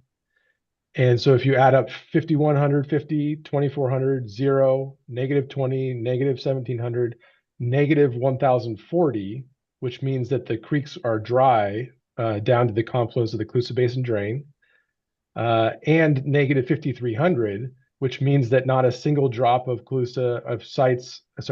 of Stone Corral Creek and Funks Creek water is used for direct or in lieu recharge as contemplated in the GSP. So you completely take away that ability, then that adds up to negative 2,400. So this is like, again, what I'm calling the worst case scenario. If you add up the largest numbers on here, then you end up with 25,000. So that's the range. I hope that clarifies exactly which things would have to happen to end up with a negative 2,400 estimate. Yes, and in this study, Mr. Davids, the area above Arvok and College City on the Colusa Basin drain, above the Boston Dam, was not specifically studied in your scenario here.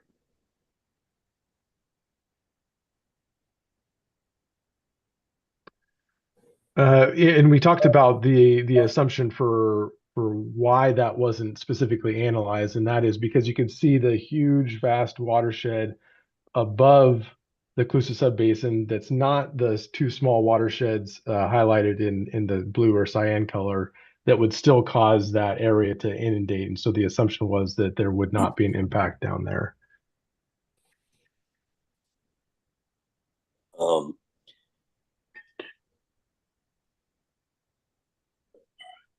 We're not saying the same thing, Mr. Davis. The Colusa Basin Drain subbasin boundary you've got down is 723,823 acres as a whole.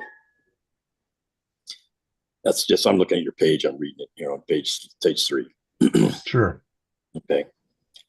The area I'm talking about north of College City and Arbuckle, east of Colusa Basin Drain, if you went south a little bit, it's about 25,000 acres of all that watershed, everywhere that the groundwater could be affected.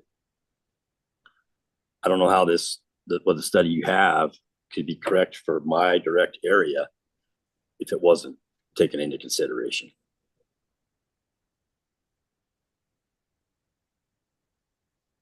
So you've answered it over and over, but it wasn't taken into consideration. So if it's not taken into consideration, Mr. Davids, is your study correct?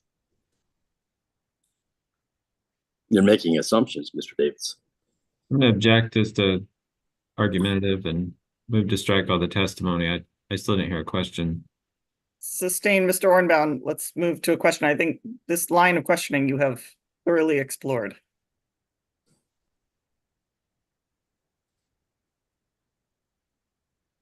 Mr. Davids, do you think your evaluation of groundwater recharge is correct for the direct area of Arbuckle College City on the Colusa Basin Drain north of the Ballston Dam? Well, I think it's very clear, I think, in my testimony that I'm talking about and thinking about the Colusa subbasin as a whole. So I'm talking about all 723,823 acres of the Colusa subbasin. And I've identified these 7 impacts that I think are the most significant from the site's reservoir, and I've analyzed in what I think to be the fairest way what the potential ranges of each of these impacts, and then summed them up and then provided the summary that we see on the screen. And for the Colusa subbasin as a whole, I think that this is a helpful evaluation of, again, this turning the knob of the site's reservoir. And I hope for nothing more than sustainability for the Colusa subbasin, including your area north of the Ballston Weir. So the direct question is, do you believe it is fair as a whole to evaluate College City, Arbuckle area, Colusa Basin Drain north of Ballston Dam? So what the numbers you gave me are fair for that direct area? Or Mr. fair? Ornbaum, we've been through this. It's time to move on to another line of questioning. All right. We've thoroughly explored this.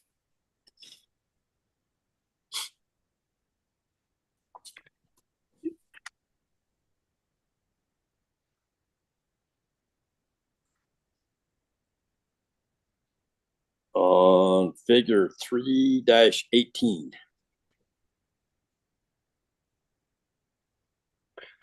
That's the SAGB figure we were looking at earlier. Yeah.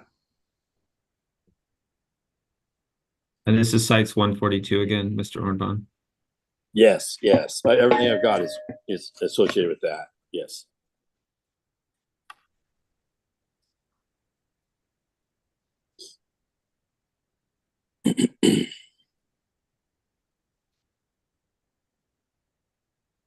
That's good. Thank you.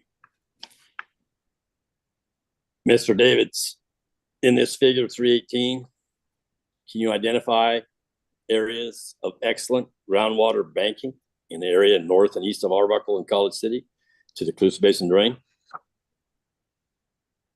Mr. Ornbaum, did we not, correct me if I'm wrong, did we not already go through this? Well, I didn't ask that question. I'm going in my order now. We went back and forth. I'm going in. That's the question I wish to ask with this map. Okay. I didn't ask that question yet. Go ahead, Mr. Davids. Okay, I'm having the same sense of deja vu, but we do have that C-shaped gray area, which is excellent between Arbuckle and College City that we identified in prior discussion here.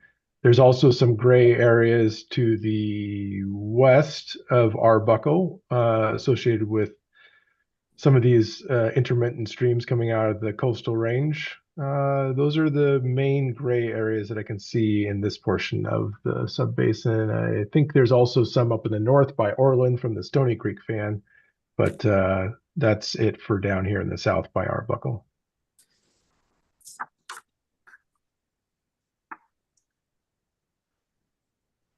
Can we go to it's chapter 5, page 23.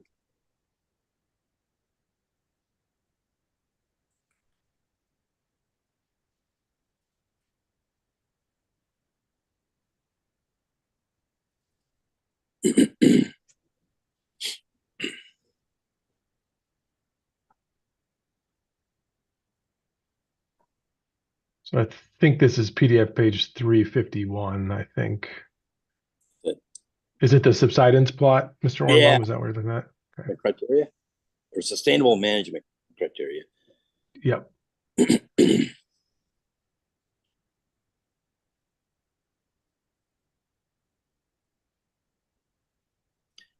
So, Mr. Davis, did you consider this information when you made your groundwater recharge report?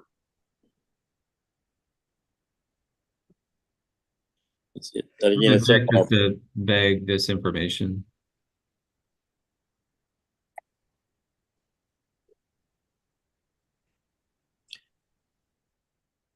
Mr. Davis, was this information produced in part by you?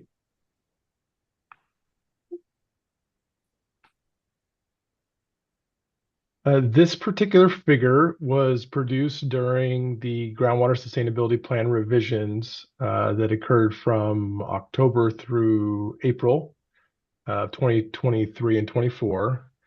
And this particular figure was produced by West Yost. I think I had spelled that previously, a firm that we partnered with.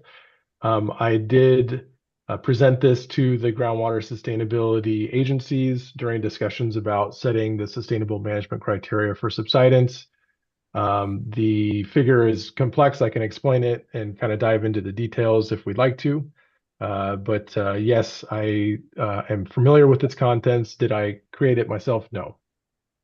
So my question will be then, did you consider this information when you made your groundwater report?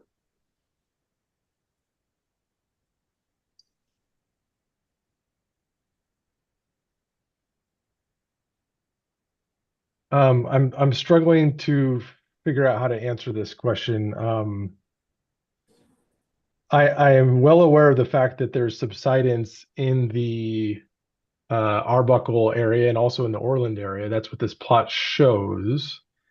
What that has to do with recharge, okay, I think recharge is important in that area. I'm going to work very hard with GSAs to make sure that we can curb this subsidence.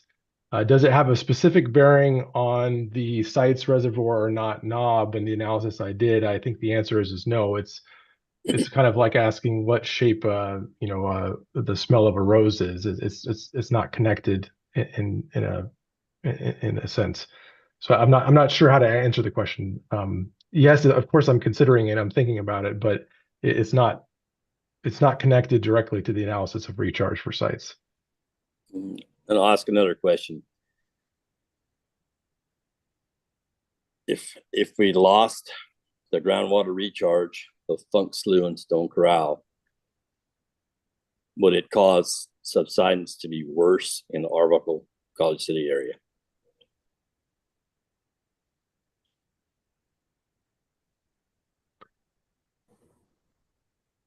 I think we've answered this hypothetical already. Ms. Kendi, do you want me to answer again here? Or I think that's fair. Mr. Ornbaum, we've discussed, I think, extensively groundwater recharge in this area.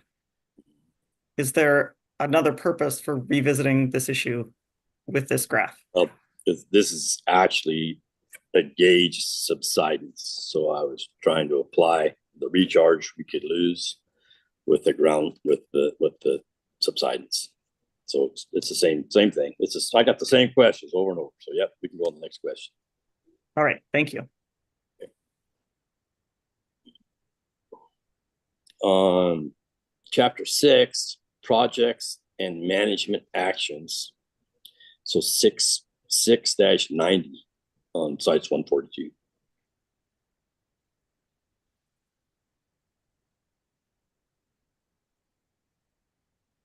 I think it's PDF page 475 there.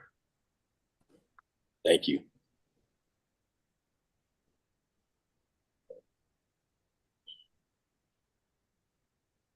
And just so you know, Mr. Ornbaum, we are going to break from this in about 5 minutes or less. Just go a little bit over and it won't bother you tomorrow. How about that? No, it's hard stop at 5. So no. On in this picture on Stone Corral Creek, the watershed area of 25,995. On Funks Creek, watershed area 56,812.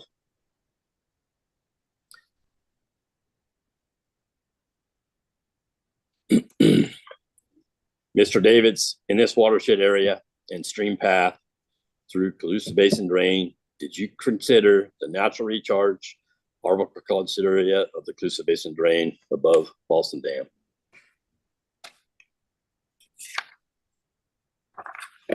I'm having trouble connecting your question. There's actually a problem with this watershed. I think I've tried to explain that as well. The Funks Creek, the blue, it needs to be revised, and I presented a revised exhibit, sites 151, that corrects that.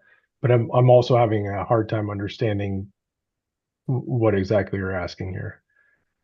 Mr. Ornbaum, what are you asking that's different based on this figure than what we've already covered? Here it covers the acres that are of the watershed, which are very large. Would it helpful? Can we zoom in on the acreage here? So you're talking about the acreage numbers?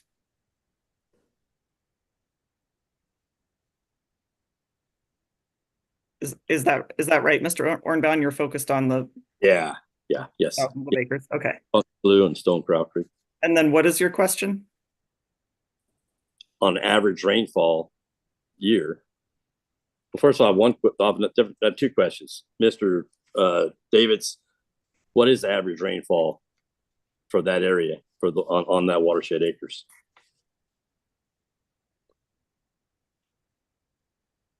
Well, it depends on which record of precipitation you use. I happen to be a fan or proponent of a precipitation product called Prism.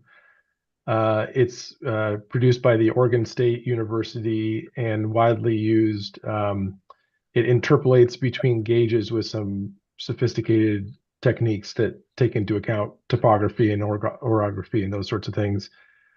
If you look at that data set, the rainfall over the last, say, 125 years has spanned from about 6 inches all the way up to about 43 inches. And I think averages something on the order of 16 or so.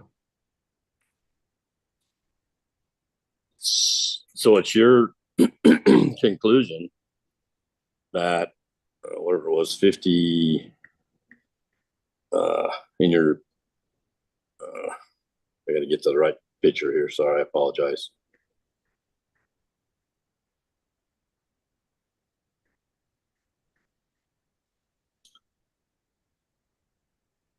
That the potential decrease in recharge from Funk, Slough, and Stone Corral would only be 5,300 acre feet from that rainfall.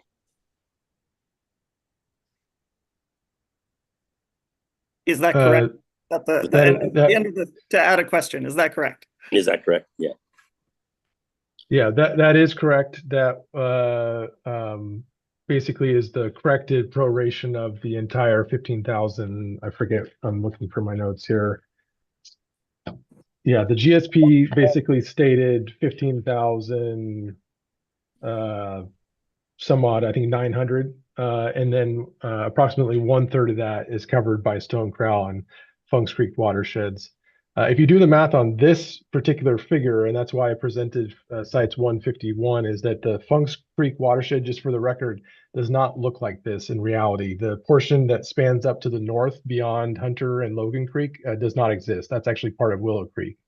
So there's a problem in the C2 VSIM representation of the Funks Creek watershed, such that its area is actually 30,000 acres. And that's substantiated by what Mr. King showed as the watershed area being 47.5 square miles. If you convert 47.5 square miles to acres, that's 30,400 acres, not 56,812. So.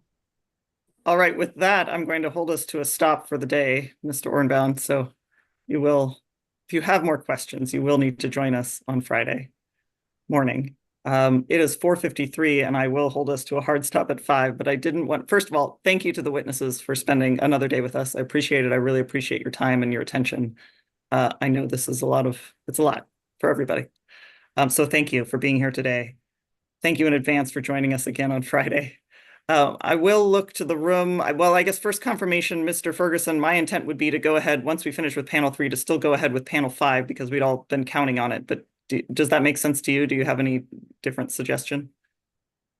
That works for us. Okay. I think we planned accordingly, so we'll go forward with that. Are there any, looking to the room, are there any other procedural issues we should address now? Rather than on Friday. And again, I believe we had a procedural ruling that just was issued by my office with respect to some of the outstanding issues.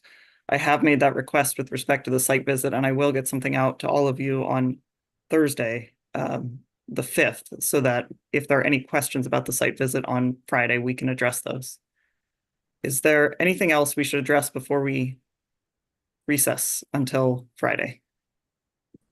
Yes, Hearing Officer Kenzie, just on the order again on the panels, we did get time estimates from the South Delta parties and the NGO common parties, and it looks like the total times for panels 4, which is the water availability analysis panel, was the max was about 2 hours and 40 minutes for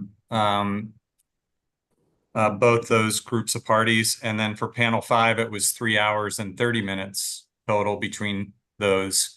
So there's a possibility we could get to panel 4, I guess, starting on Friday. Right.